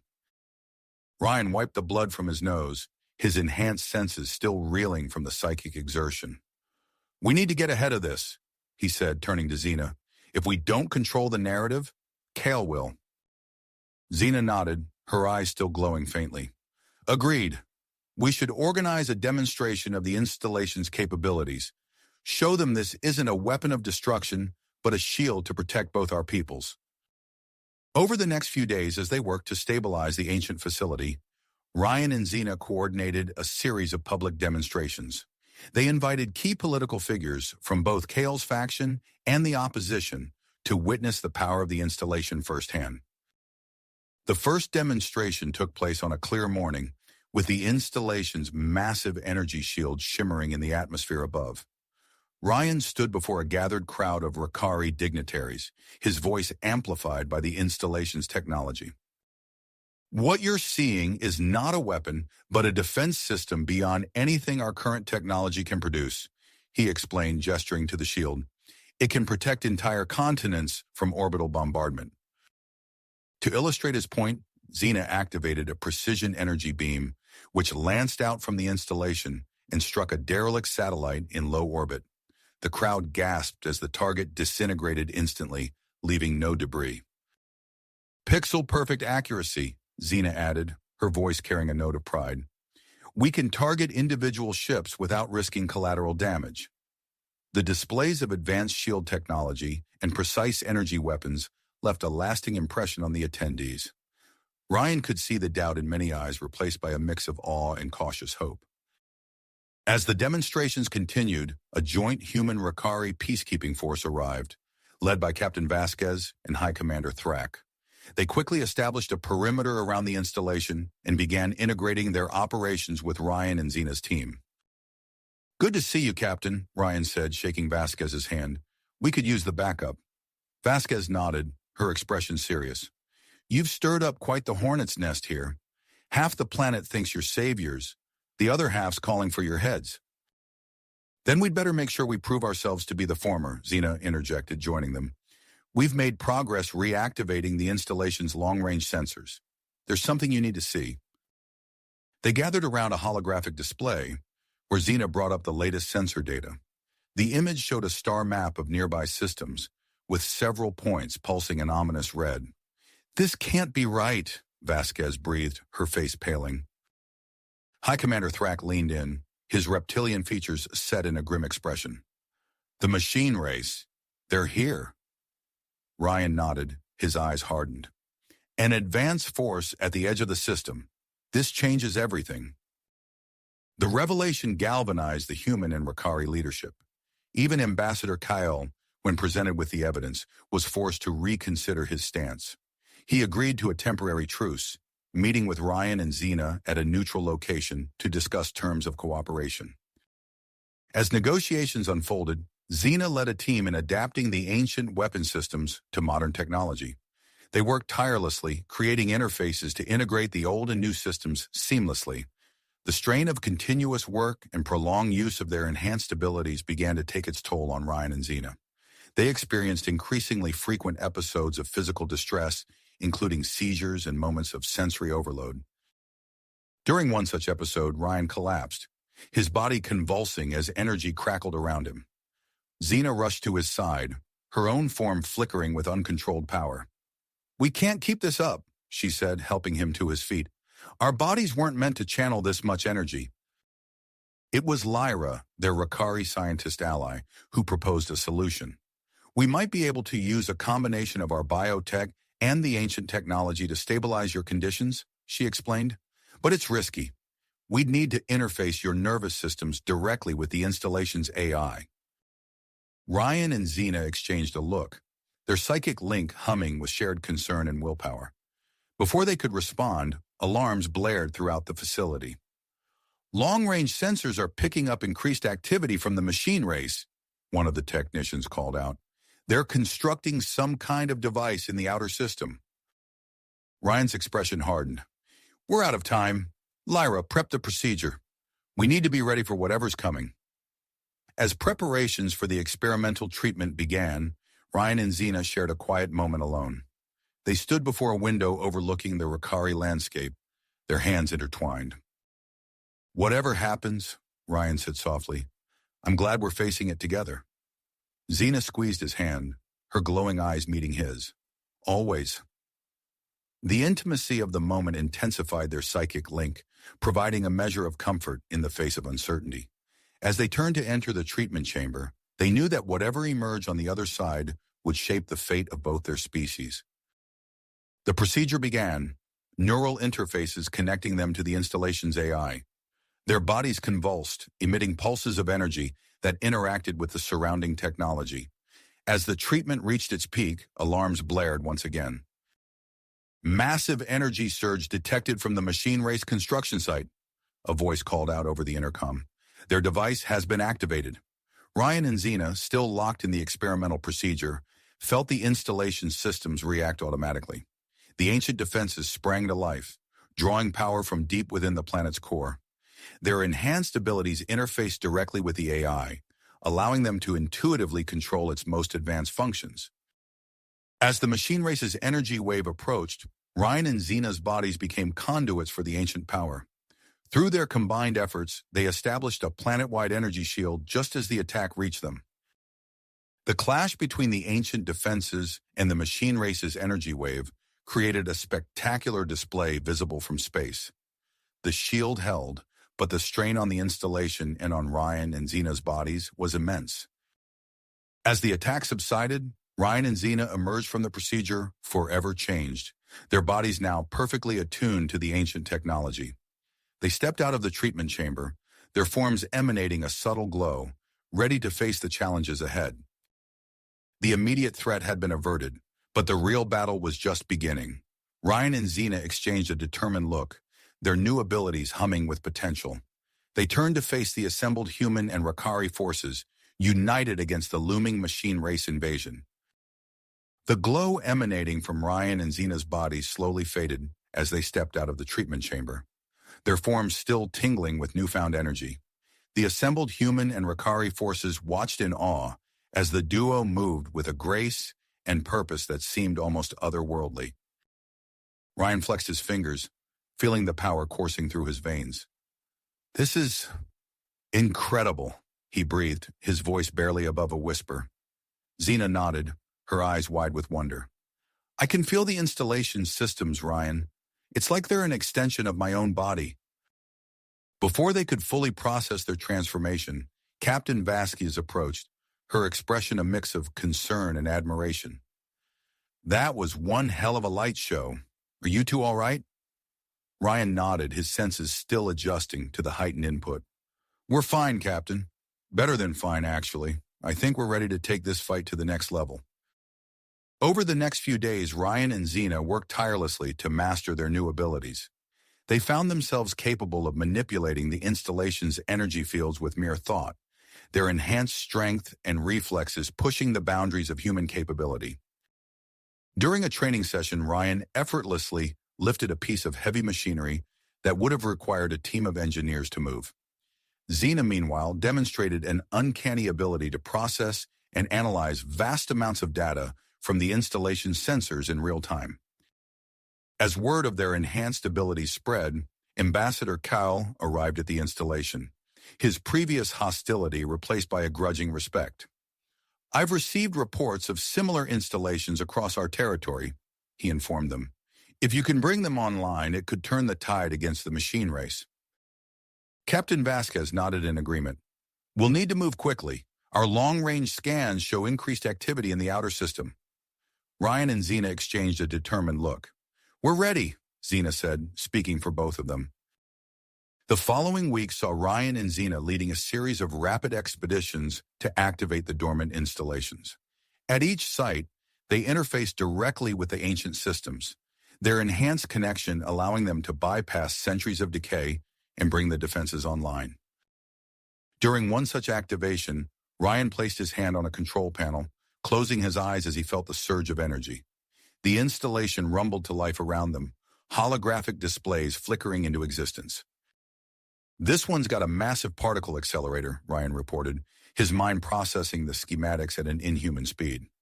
It could be used to create a system-wide defensive grid.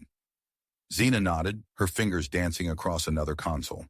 I'm linking it to the network now. We'll be able to control it remotely from the main installation. As they worked, the coalition forces began to consolidate their position. Captain Vasquez and High Commander Thrak established a joint command center, coordinating the integration of human and Rakari forces with the ancient defense systems.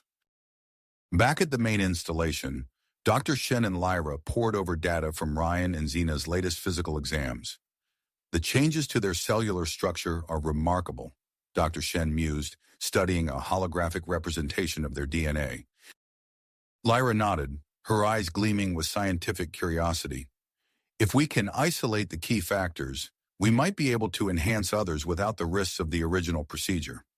Their research led to the development of a new treatment protocol, allowing select individuals to interface with the ancient technology on a limited basis.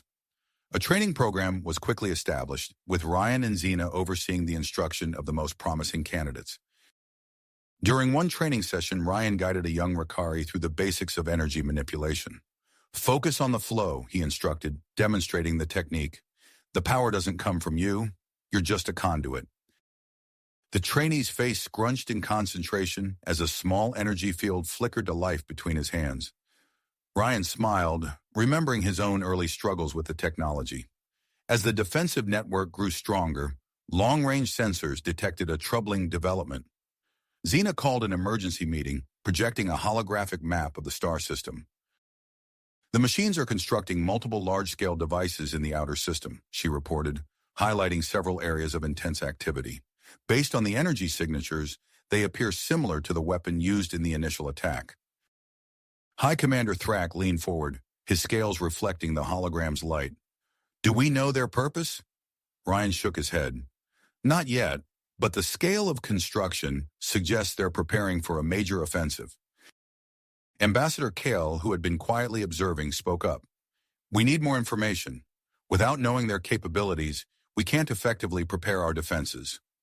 A tense silence fell over the room as the implications sank in.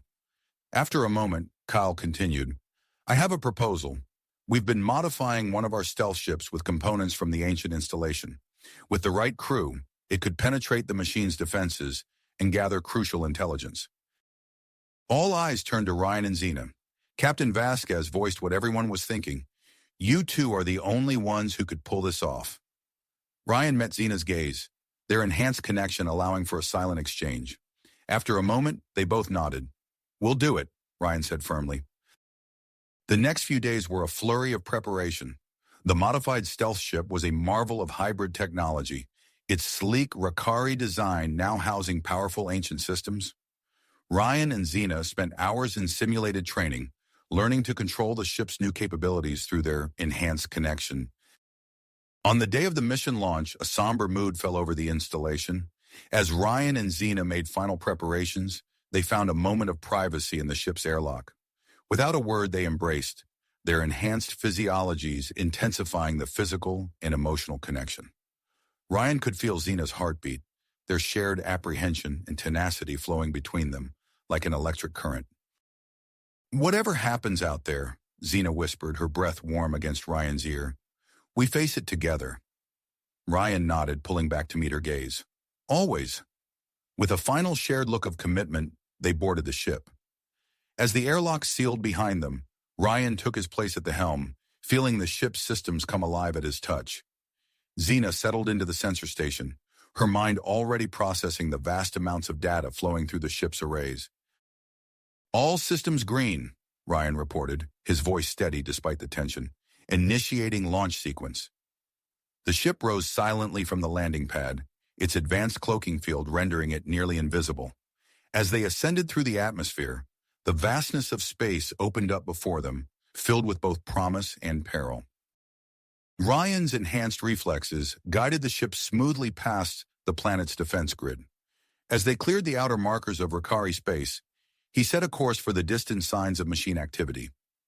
"Stealth systems functioning at optimal levels," Xena reported, her eyes glowing faintly as she interfaced directly with the sensor arrays. "No signs of detection yet." The ship accelerated, carrying Ryan and Xena deeper into the unknown. The fate of two species rested on their shoulders as they ventured into the heart of machine-controlled space, their enhanced abilities about to be tested like never before. As they ventured deeper into machine-controlled space, Ryan and Xena remained acutely aware of the gravity of their mission. Days passed in tense silence as they navigated through the vast emptiness, their enhanced senses constantly alert for any sign of detection. Finally, they reached the outer perimeter of the machine race's construction site.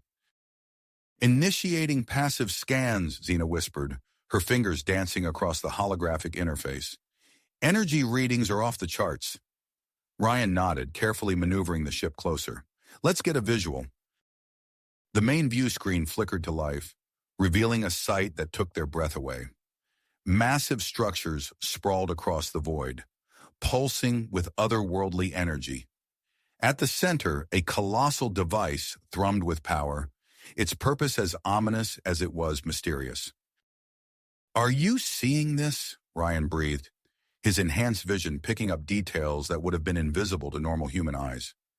Xena nodded, her face bathed in the eerie glow of the sensor readouts. "It's like nothing we've ever encountered. The scale of it." They spent the next several hours meticulously documenting every aspect of the machine race's operation, their enhanced abilities allowing them to process and analyze vast amounts of data in real time. As they worked, the true nature of the threat began to take shape. "Ryan," Xena called out, her voice tight with concern, "look at these energy signatures. They're not just building weapons. They're harvesting stellar energy on a massive scale." Ryan's blood ran cold as he processed the implications. "We need to get this information back to the Coalition immediately." With their mission complete, they began the tense journey home. Every moment felt like an eternity as they pushed their stealth systems to the limit, acutely aware of the devastating consequences should they be discovered. As they finally crossed back into Rakari space, Ryan allowed himself a small sigh of relief. "We made it," he said, reaching out to squeeze Xena's hand. She returned the gesture, her eyes meeting his with a mix of exhaustion and commitment. "Now comes the hard part." Upon landing, they were immediately whisked away to a secure briefing room deep within the ancient installation. Captain Vasquez, High Commander Thrak, and Ambassador Kale were already waiting, their faces grim with anticipation. "Report," Vasquez ordered as soon as the doors sealed behind them. Ryan and Xena launched into a detailed account of their findings, their words accompanied by holographic projections generated directly from their enhanced neural interfaces. As the full scope of the machine race's operations became clear, a heavy silence fell over the room. This is worse than we feared, Thrak rumbled, his scales shifting uneasily. Kale nodded in agreement. If they can harvest stellar energy at this scale, no system is safe. Vasquez leaned forward, her eyes sharp. We need a plan, and we need it now. Ideas? As the strategy session began in earnest, Ryan and Xena found themselves at the center of a whirlwind of activity. Their enhanced abilities proved invaluable as they interfaced directly with the ancient technology, creating detailed simulations of the machine race's operations and potential defensive strategies. Hours passed in a blur of intense discussion and rapid-fire analysis. As they debated various courses of action, a new face joined their ranks. Dr. Evelyn Chen, a human astrophysicist whose expertise in stellar dynamics quickly proved crucial.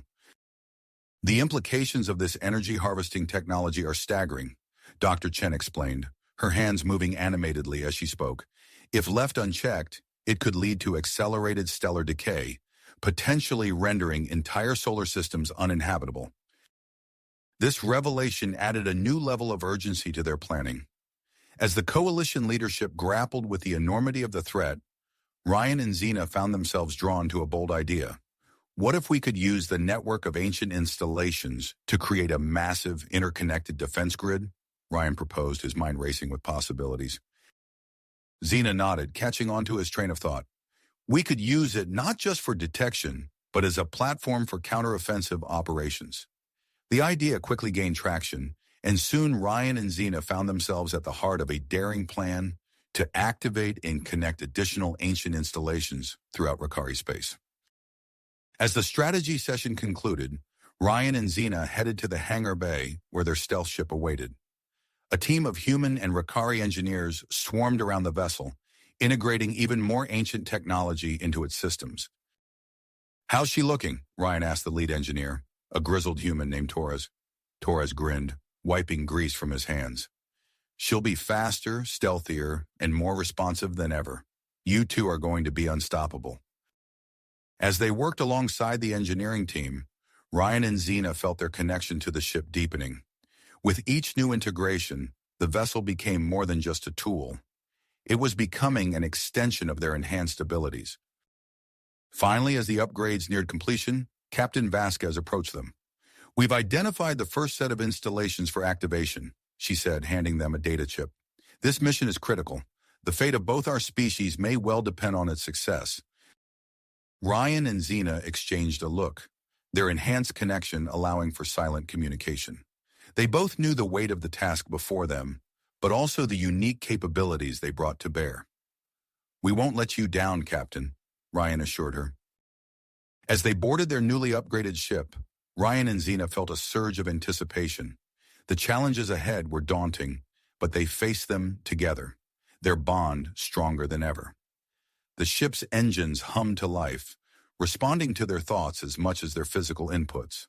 As they lifted off, leaving the safety of the Rakari planet behind, Ryan and Xena steeled themselves for the dangerous mission ahead. The activation of the ancient defense grid had begun, and with it, the next phase in their fight for survival against the relentless machine race.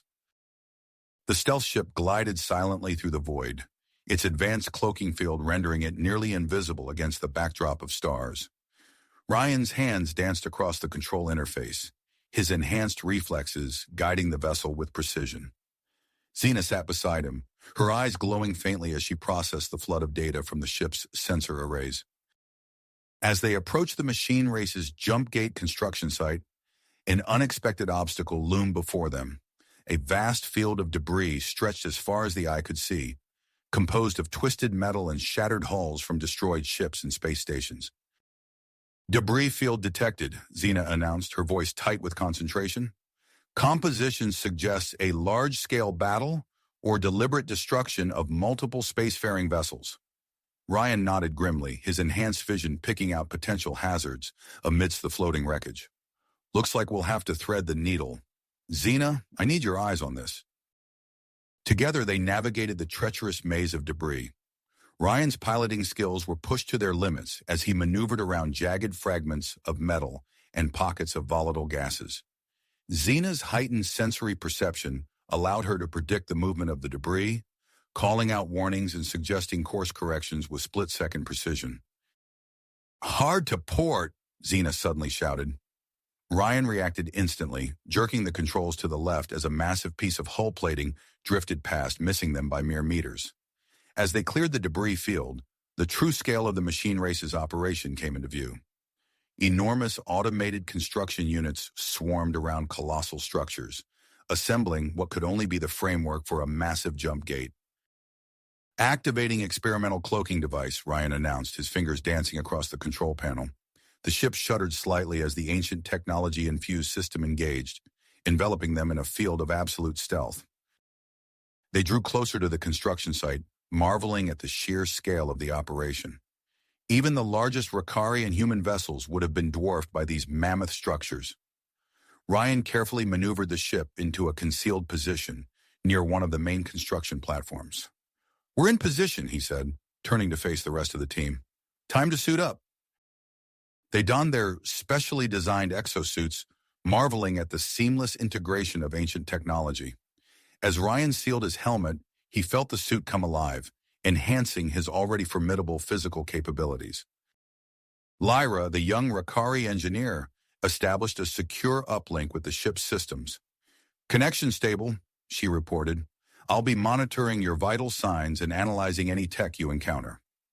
With a final nod to each other, Ryan and Xena led the infiltration team out of the airlock. They moved with practiced ease in the zero-gravity environment, their enhanced abilities allowing them to navigate the complex structures of the construction platform with silent efficiency. As they approached the outer defenses, Ryan held up a hand, signaling the team to halt. Ahead, a network of sensors and automated turrets guarded the entrance to the platform's interior. Xena closed her eyes, focusing her enhanced senses on the security system. After a moment, she opened them, a look of understanding dawning on her face. "I can see the gaps in their sensor coverage," she whispered. "Follow my lead." With Xena guiding them, the team slipped past the outer defenses undetected. They moved deeper into the heart of the construction platform, collecting crucial data on the jump gate's design and capabilities. As they rounded a corner, they found themselves face-to-face with a central control node. Ryan and Xena exchanged a look, then stepped forward in unison. They placed their hands on the node's interface, their enhanced abilities allowing them to connect directly with the machine race's systems. A flood of information rushed through their minds as they extracted detailed schematics of the jump gate. Suddenly, alarms blared across the construction site, shattering the silence. "We've triggered a security protocol," Xena shouted, breaking the connection. The platform came alive with activity as automated defense systems activated. Security drones swarmed towards their position, weapons primed. "Back to the ship," Ryan ordered, his combat training kicking in. He moved with superhuman speed, engaging the first wave of drones with devastating efficiency. His enhanced strength allowed him to tear through the mechanical attackers, creating a path for the team to follow. Xena focused her abilities on disrupting the platform's systems, causing lights to flicker and security doors to malfunction. "I'm buying us time," she called out, "but we need to move fast." As they fought their way back towards their extraction point, a massive shape appeared on the horizon. A machine race warship, dwarfing even the immense structures around them, entered the area. Ryan made a split-second decision. "Lyra," he called over the comm, "I need remote access to the ship. Now." As Lyra complied, Ryan's mind connected with the stealth ship's systems. He guided it into a series of high-risk maneuvers, creating a diversion that drew the attention of the machine race forces. With the warship distracted, the team reached their secondary extraction point. They quickly boarded the ship, and Ryan disengaged from the remote piloting. "Hold on to something," he warned as he took manual control. "This is going to be rough." He initiated an emergency jump sequence, pushing the enhanced engines beyond their design limits. The ship lurched forward, narrowly escaping the machine race's pursuit.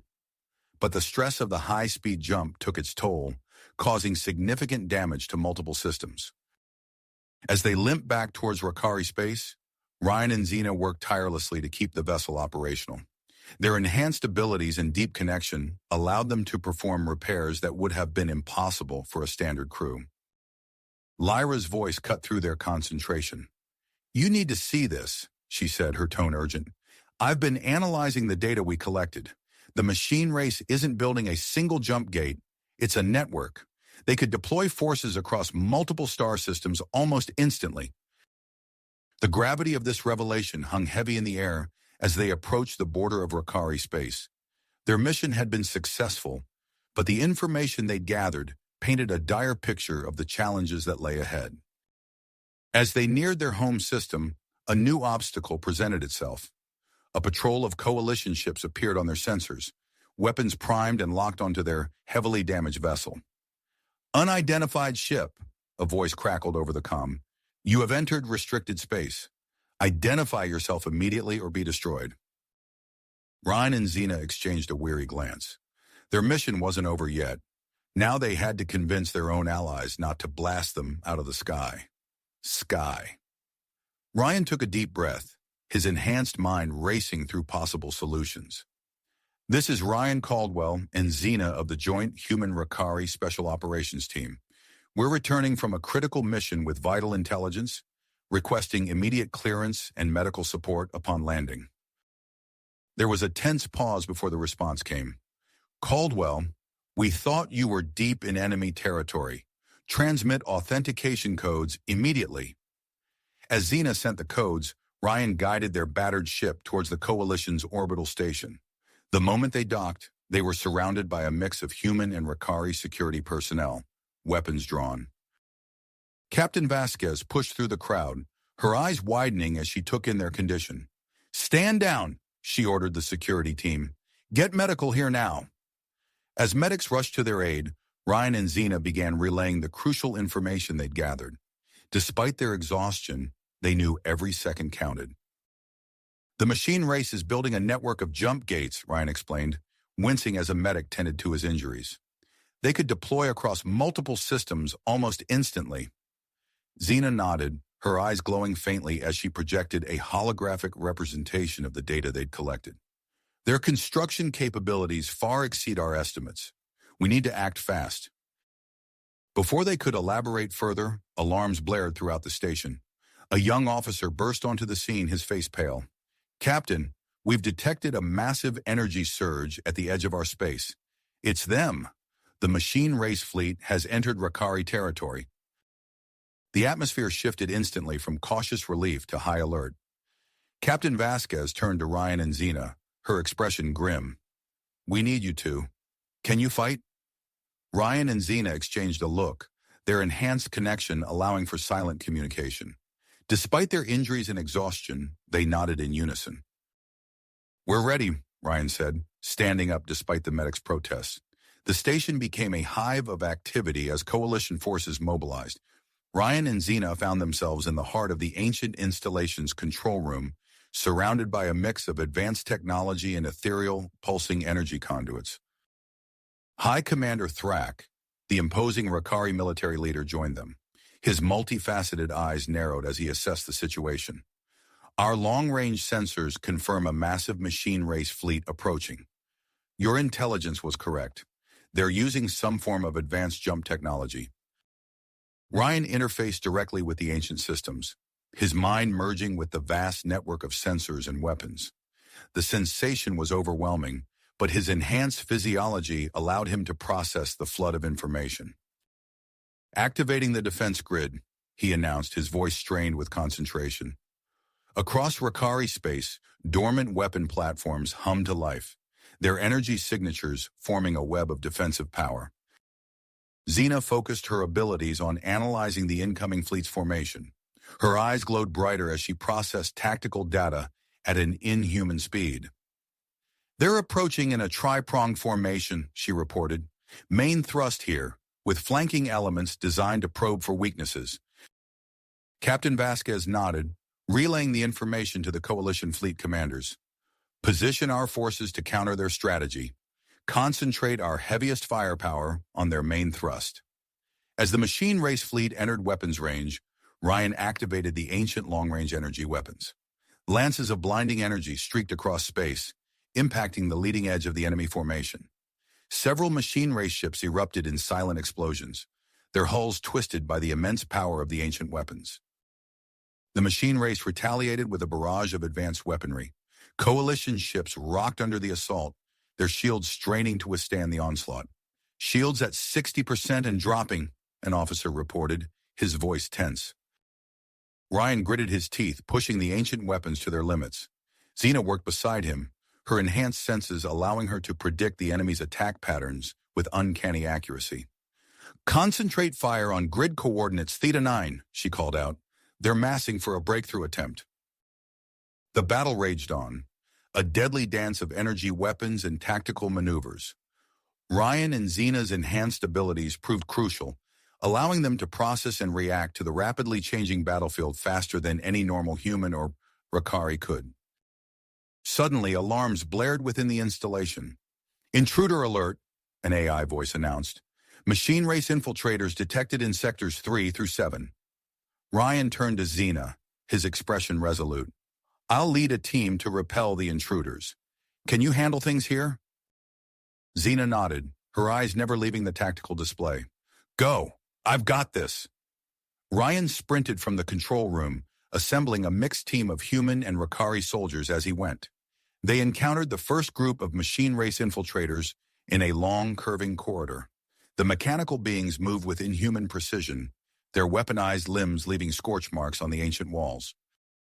Ryan's enhanced reflexes kicked in as he dodged a blast of energy, closing the distance to the nearest infiltrator. His augmented strength allowed him to tear through the machine's outer plating, exposing its vulnerable inner components. The rest of his team engaged the other infiltrators, their weapons modified to disrupt the machine's energy fields. As they fought their way through the installation, Ryan sustained several injuries. A glancing blow from an energy weapon left a burn along his left arm, and a piece of shrapnel embedded itself in his thigh. But his enhanced physiology allowed him to push through the pain, his movements barely slowing. Back in the control room, Xena coordinated with Lyra to implement a daring strategy. Using the data they'd collected from the jump gate construction site, they began creating localized disruptions in the machine race's communication network. "Initiating electromagnetic pulse sequence," Lyra announced, her fingers dancing across the holographic interface. The effect was immediate. Several machine race ships began to move erratically, their coordinated attack patterns dissolving into chaos. Some even fired upon their own allies, creating gaps in their formation that the coalition forces quickly exploited.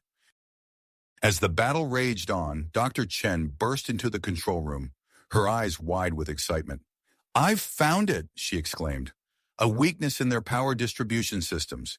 If we can target these specific nodes, we could disable large portions of their fleet."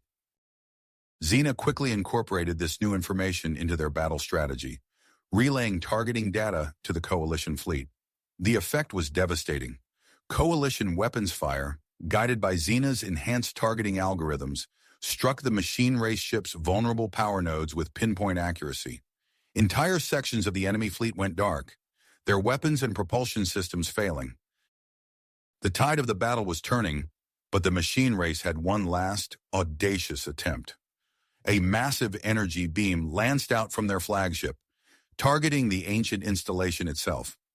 "Energy drain detected," the AI announced, its voice unnaturally calm. "Main power core destabilizing. Estimated time to failure, 10 minutes. Ryan, having just returned from repelling the last of the infiltrators, shared a look of relentless drive with Xena. They both knew what needed to be done. "The stealth ship," Ryan said, his voice low. "If we can get close enough to their flagship with those unstable energy cells." Xena nodded, understanding immediately. "It's our only chance. I'm coming with you." As they raced toward the hangar bay, the installation shuddered under the strain of the energy-draining attack. They knew that if they failed, the entire defense grid would collapse, leaving Rakari space vulnerable to invasion. Boarding the stealth ship, Ryan and Xena felt their connection to the vessel deepen. Their enhanced abilities allowed them to pilot it with unprecedented precision, weaving through the chaos of the space battle. As they approached the heart of the machine race fleet, enemy fire intensified. Their shields flickered and failed under the assault, alarms blaring as systems began to fail. "We're not going to make it," Ryan growled, his hands dancing across the controls as he executed a series of evasive maneuvers.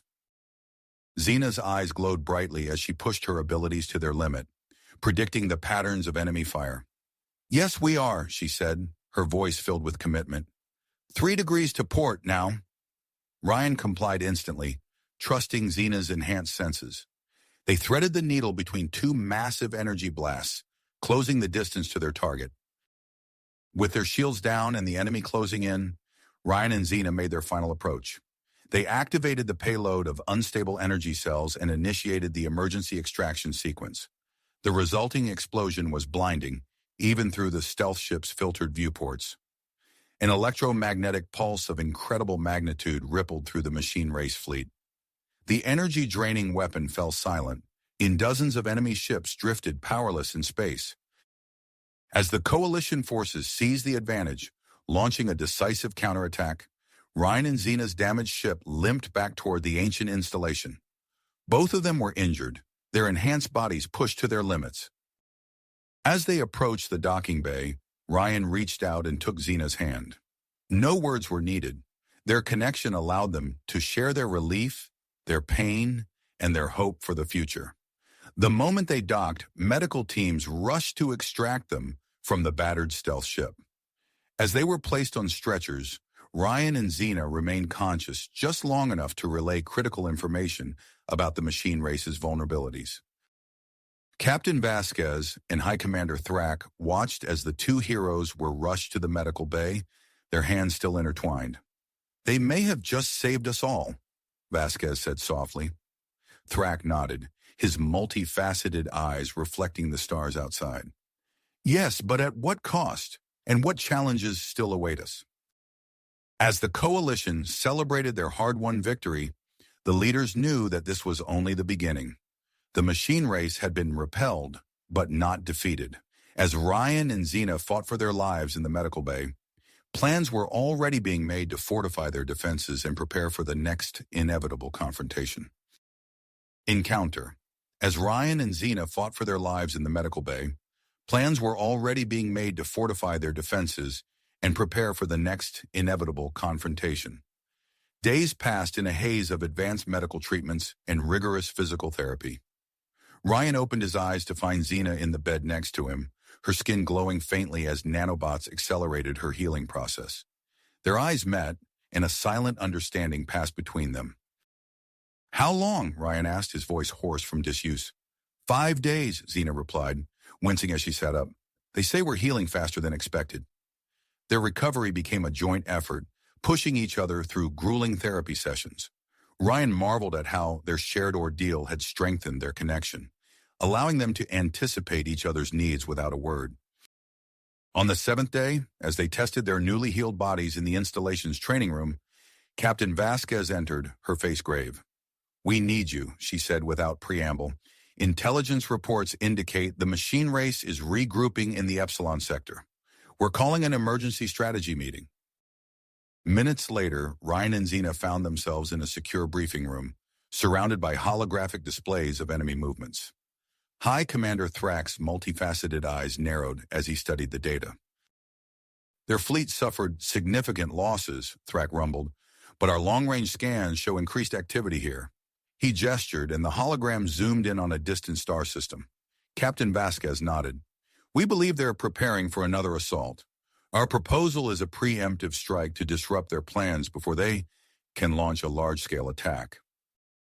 Ryan and Xena exchanged a look. "We volunteer to lead the mission," Ryan said, his voice firm. Vasquez raised an eyebrow. "Are you sure you're ready for field operations?" Xena's eyes glowed faintly as she accessed her internal diagnostics. "Our enhanced physiologies are operating at 97% efficiency. We're combat ready." The next hours were a flurry of activity as they assembled their team. Lyra, her fingers dancing across holographic interfaces as she integrated Rakari tech into their gear, was an obvious choice. They also selected a handful of elite human and Rakari Special Forces operatives, each bringing unique skills to the table. Training began immediately, utilizing the ancient installation's advanced holographic systems. Ryan and Xena found themselves in startlingly realistic simulations of machine race installations. Their enhanced senses pushed to the limit as they learned to navigate the alien environments. During a brief respite between simulations, Dr. Chen approached them, cradling a small device in her hands. "I've developed something based on the data from your previous encounters," she explained, her eyes bright with excitement. "It's an energy modulator designed to temporarily disrupt their power systems at close range." Ryan took the device, feeling its weight. "What's the catch?" Chen's expression turned serious. "It requires direct physical contact with a machine race power node. The risk factor is significant." Over the next few days, Ryan and Xena dedicated themselves to mastering the energy modulator. Their enhanced abilities allowed them to quickly adapt to its complex controls, integrating it seamlessly into their combat routines. As the departure date approached, an alert blared through the installation. Lyra's voice came over the comms, tense and urgent. "We're detecting unusual energy fluctuations near the machine race staging area. Long-range scans show—" "Oh no." Ryan and Xena sprinted to the command center, arriving to find a holographic display of a massive structure under construction. "What are we looking at?" Ryan asked, studying the intricate design. Lyra's fingers flew across her console. "It appears to be some kind of energy projection device. If our calculations are correct, it could launch devastating attacks across vast distances." The mood in the room shifted, the urgency of their mission suddenly magnified. As they finalized their preparations, Ryan and Xena retreated to their shared quarters for a moment of quiet before the storm. Their moment of intimacy was shattered by a piercing alarm. "Alert! Machine race scout ship detected on approach vector," the AI announced. Without a word, Ryan and Xena sprang into action, donning their combat gear with practiced efficiency. Minutes later, they were in the cockpit of a high-speed interceptor, streaking towards the edge of Rakari space. The scout ship appeared on their sensors, a sleek, predatory shape darting through a dense asteroid field. Ryan's hands tightened on the controls as they plunged into the treacherous terrain. 3 degrees port," Xena called out, her enhanced senses tracking the enemy vessel's erratic movements. Ryan complied instantly, narrowly avoiding a collision with a spinning chunk of rock. The chase was a deadly dance through the asteroid field, their interceptor weaving between obstacles as they closed the distance. Ryan's enhanced reflexes allowed him to execute maneuvers that would have been impossible for a normal pilot, while Xena's predictive abilities kept them one step ahead of the scout ship's evasive tactics. With a final daring move, they managed to slip past the scout ship's defenses. A precisely aimed shot from their interceptor's weapons disabled the enemy vessel's propulsion systems, leaving it drifting helplessly in space. "Nicest shooting," Ryan grinned as they prepared to board. The interior of the scout ship was a maze of pulsing circuitry and alien machinery. As they made their way to the central control node, Xena's eyes widened. "Ryan, look at this." A holographic display showed detailed schematics of the energy projection device they had detected earlier. Ryan quickly began downloading the data to a secure device. "This could give us the edge we need." With the intel secured, they rigged the scout ship to self-destruct, ensuring no distress signal could be sent. As they sped back to the ancient installation, Ryan and Xena felt the weight of their discovery. The next hours were a blur of activity. They worked through the night with Dr. Chen and Lyra, analyzing the captured schematics and identifying vulnerabilities in the energy projection device's design. Their findings were quickly incorporated into the mission plan, with the coalition leadership providing additional resources and equipment. As the final preparations were completed, Ryan and Xena led their team to the launch bay. The specially modified stealth ship waited, its sleek lines hinting at the advanced technology hidden beneath its surface. The team boarded in silence, each member acutely aware of the stakes. As Ryan and Xena took their positions in the cockpit, they shared a look that spoke volumes. The ship's engines hummed to life, and they felt the familiar pull as it lifted off. As they cleared the installation's defensive perimeter, Ryan's hands danced across the controls, initiating the jump to hyperspace. The stars outside stretched into lines of light, and they were underway, hurtling towards a confrontation that would determine the fate of multiple civilizations. In the quiet of hyperspace, Ryan turned to Xena. Ready for this? Her eyes glowed faintly as she checked their systems one last time. Always, she replied, her voice filled with quiet perseverance. As the stealth ship carried them towards their destination, the team began their final equipment checks. The prototype energy modulator sat securely in its case, a tangible reminder of the risks they were about to face. The success of their mission hung in the balance, with the future of both human and Rakari civilizations depending on their actions in the coming hours. As the stealth ship emerged from hyperspace, Ryan and Xena exchanged a determined look. They had arrived at the machine race's staging area. Activating cloaking systems, Ryan announced, his fingers dancing across the control panel. The ship's exterior shimmered and seemed to fade into the backdrop of stars. Xena's eyes glowed as she accessed the enhanced sensor array. I'm picking up the energy projection device. It's massive. The team gathered around the holographic display, studying the intricate structure taking shape before them. Surrounding it was a swarm of construction drones and patrol ships, their movements creating a complex, ever-shifting web of activity. Lyra, can you identify any vulnerabilities? Ryan asked. The tech specialist's fingers flew across her interface. Negative. Their defenses appear seamless. We'll need to get closer for a more detailed scan. Ryan nodded, guiding the stealth ship on a careful approach. They weaved through the outer perimeter, sensors straining to gather every scrap of data. Suddenly, Xena tensed. Supply vessel approaching from Sector 7, she reported. A plan formed in Ryan's mind. That's our ticket in. Prepare for boarding action. Minutes later, Ryan, Xena, and a small infiltration team were magnetized to the hull of the machine race supply vessel. With practiced precision, they breached the outer shell and slipped inside. The ship's interior was a maze of pulsing circuitry and automated systems. Ryan and Xena moved in perfect sync, their enhanced reflexes allowing them to disable security measures before they could trigger. They reached the control center, where Lyra immediately interfaced with the alien computer. Fascinating, she muttered, her eyes unfocused as she processed the data stream. I'm accessing their network now. The energy projection device, it's more powerful than we imagined. As Lyra worked, Ryan and Xena set about sabotaging the vessel's propulsion systems. Their enhanced strength allowed them to reroute power conduits and override safety protocols with ease. Charges set, Xena reported. This ship is on a one-way trip to that construction platform. With the intel secured and the sabotage complete, the team retreated to their stealth ship. They watched as the supply vessel careened into one of the main construction platforms, erupting in a spectacular explosion. Alarms blared across the enemy fleet. In the ensuing chaos, Ryan piloted their ship closer to the energy projection device. As they approached, a shimmering barrier came into view. Energy shield detected, Lyra announced, her voice tense. Our weapons won't penetrate it. Ryan's mind raced. The energy modulator, it's our only shot. He and Xena donned their exosuits, the advanced hardware interfacing seamlessly with their enhanced physiologies. As they prepared for the spacewalk, Ryan clutched the prototype device Dr. Chen had entrusted to them. The airlock hissed open, and they launched themselves into the void. Debris from the recent collision provided cover as they navigated towards the barrier's power node. A swarm of repair drones buzzed nearby, forcing them to duck behind a twisted piece of hull plating.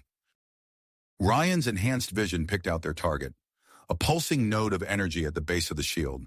He and Xena pushed off from their cover, using short bursts from their suit thrusters to close the distance. As they reached the node, Ryan removed the energy modulator from its protective case. Xena kept watch, her enhanced senses alert for any sign of detection. Together, they worked to attach the device, their movements precise despite the awkwardness of their bulky exosuits. The moment the modulator connected, a surge of energy coursed through the shield. The barrier flickered and failed, creating a temporary opening. But as it did, a searing pain lanced through Ryan and Xena's heads. Gah! Ryan grunted, his vision blurring. Neural implants. Overloading. Xena gritted her teeth, fighting through the disorientation. We need to keep moving. They pushed off from the power node, guiding their stealth ship through the gap in the barrier. As they approached the energy projection device, the pain intensified. Ryan's hands shook as he piloted the ship, while Xena struggled to coordinate the placement of their explosive charges. Charges. Set, Xena managed, her voice strained. Remote. Detonation. Ready. Ryan executed a series of evasive maneuvers, his enhanced reflexes battling against the increasing malfunction of his neural implants. Alarms blared as the machine race defenses came to life, energy weapons lancing out towards their ship. Shields holding, Lyra reported, her fingers flying across her console. But we can't take much more of this. As they retreated from the target area, Ryan triggered the detonator. Behind them, the energy projection device erupted in a cascade of explosions. The massive structure began to crumple, its power core destabilizing. A wave of destructive energy washed over their ship, overloading systems and throwing them off course. Ryan fought to regain control, but the combination of system failures and his deteriorating neural condition made it nearly impossible. Propulsion critical, Lyra announced. We're sitting ducks out here. Through the haze of pain, Ryan spotted a dense asteroid field nearby. There, he grunted, steering the crippled ship toward the treacherous terrain. As they entered the field, Ryan's enhanced abilities were pushed to their limit. He wove through the tumbling rocks, using their bulk to shield the ship from pursuing enemies. Beside him, Xena and Lyra worked frantically to keep their failing systems online. Deep within the asteroid field, Xena's enhanced vision picked out an anomaly. There, she said, pointing to a large, hollowed-out asteroid. Some kind of structure inside. With the last of their maneuvering power, Ryan guided the ship into a concealed docking bay within the asteroid. As the bay doors closed behind them, the pursuing machine race ships streaked past their hiding place. The team stumbled out of their damaged vessel, their movements unsteady. Ryan and Xena leaned on each other for support, the malfunctioning neural implants causing waves of pain and disorientation. We need to find a way to contact the coalition, Ryan managed, his vision swimming. As they explored the abandoned mining outpost, Lyra's eyes lit up at the sight of old but functional equipment. I can work with this, she said, already starting to cannibalize parts for their repairs.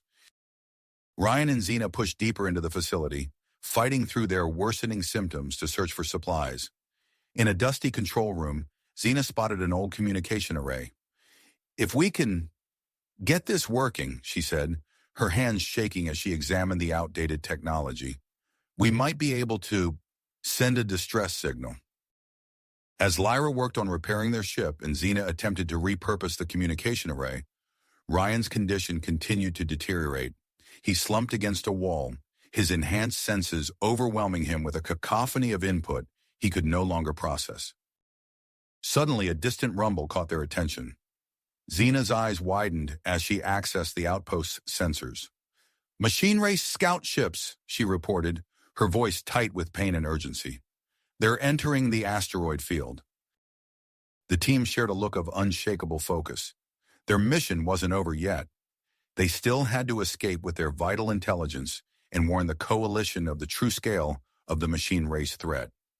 As the sound of enemy ships grew closer, they raced to complete their repairs and stabilize their conditions, knowing that their next move could determine not just their fate, but that of all human and Rakari civilization.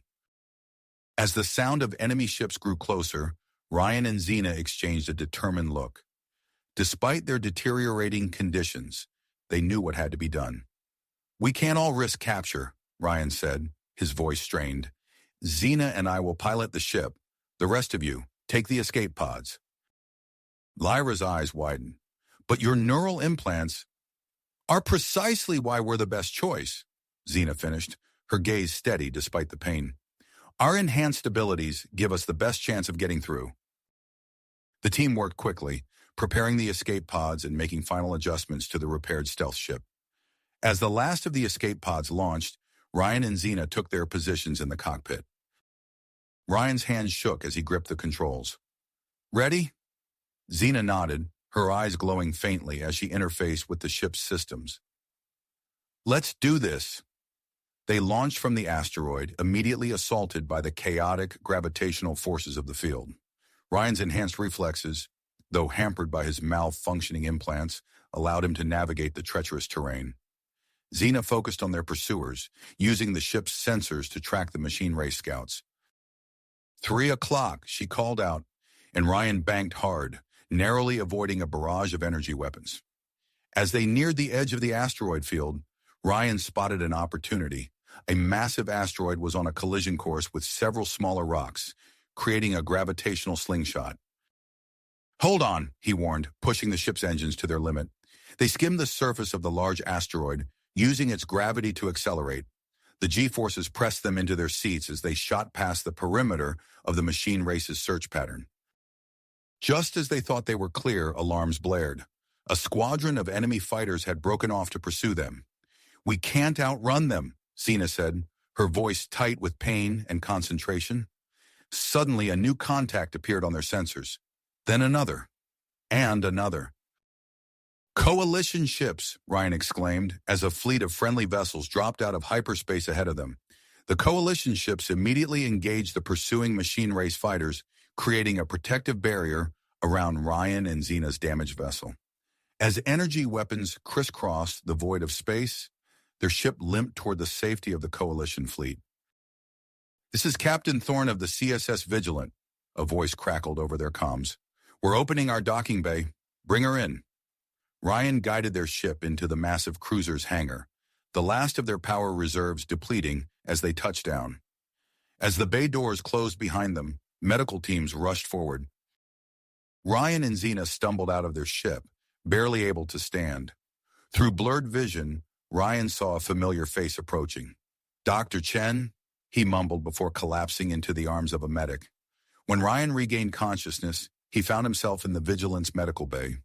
Xena lay on a bed beside him, her eyes closed but her chest rising and falling steadily. Dr. Chen stood between them, studying a holographic display of their neural scans. "Your implants are severely compromised," Dr. Chen said, noticing Ryan was awake. "Standard procedures won't be enough to stabilize them." Ryan tried to sit up but fell back, his head swimming. What can we do?" Dr. Chen's expression was grave. "I've developed an experimental procedure. It's risky, but it's our best chance. We'll use a modified version of the ancient technology to create a temporary psychic link between you and Xena. This should allow you to stabilize each other's neural patterns." Before Ryan could respond, alarms blared throughout the ship. Captain Thorne's voice came over the intercom. "All hands to battle stations. Machine race fleet incoming." Dr. Chen looked at Ryan, then at Xena, who was now awake and listening intently. "We don't have much time. Are you willing to try this?" Ryan reached out, taking Xena's hand in his. They nodded in unison. Minutes later, they lay side by side as Dr. Chen made final adjustments to the equipment surrounding them. The ship shuddered from a distant impact. "Remember," Dr. Chen said, "once the link is established, you'll need to navigate through your shared experiences. Use your connection to find balance and stability. Good luck."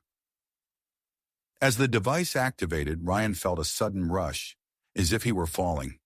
Images flashed before his eyes, his first meeting with Xena, their escape from her homeworld, battles against the machine race. But these weren't just memories. He was experiencing them from both perspectives simultaneously. He felt Xena's presence in his mind, a comforting warmth amidst the chaos of their intertwined thoughts. Together, they relived key moments of their journey, each experience reinforcing their bond and bringing their neural patterns into alignment. As they delved deeper into their shared consciousness, Ryan and Xena discovered untapped potential in their enhanced abilities. It was as if their implants, initially limited by their individual physiologies, were now able to work in perfect harmony. With a gasp, they both sat up, the psychic link fading, but leaving behind a profound connection. Their neural implants had not only stabilized, but had integrated in ways Dr. Chen had never anticipated. "Remarkable," Dr. Chen breathed, studying their new neural scans. "Your synaptic pathways have completely realigned. The potential applications of this are—" Another violent shake of the ship interrupted him. Ryan and Xena shared a look, understanding passing between them without words. We need to get to the bridge, Ryan said, standing with newfound strength. As they raced through the corridors of the Vigilant, Ryan and Xena felt their enhanced abilities surging with new power. They arrived at the bridge to find Captain Thorne coordinating a desperate defense against the machine race fleet. "Captain," Xena said, her eyes glowing with intensity, "allow us to assist." Before Thorne could respond, Ryan and Xena stepped up to the main control interface. As they placed their hands on the console, their neural implants connected directly with the ship's systems. The bridge crew watched in awe as holographic displays flared to life around Ryan and Xena. Through their enhanced perception, they could see the entire battlefield with perfect clarity.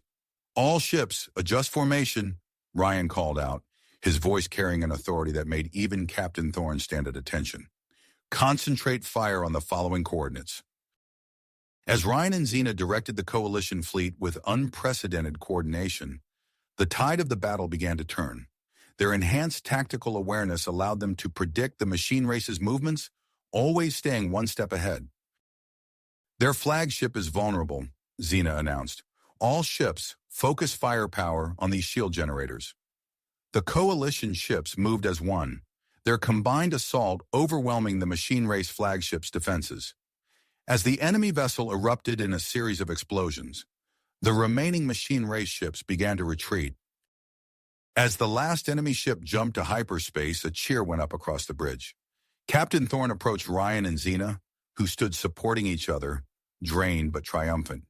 "I don't know how you did that," Thorne said, "but you just saved a lot of lives. Thank you." Ryan nodded, feeling the weight of their actions. "Captain, we need to convene an emergency session with Coalition leadership. The intelligence we gathered on our mission, it's more critical than ever." Thorne nodded gravely. "I'll make it happen. In the meantime, get some rest. Something tells me we're going to need you at your best for what's coming." As Ryan and Xena left the bridge, they could feel the eyes of the crew upon them. Their bond, forged in the crucible of war and strengthened by their shared mental journey, had transformed them into something more than they were before. As they prepared to face the challenges ahead, they knew that whatever came next, they would face it together. You have reached the end of the story. If you enjoyed this story and want to support us, please leave a like and subscribe to our channel, and for every comment that says 88, I will heart every single one of them. Thank you for your time.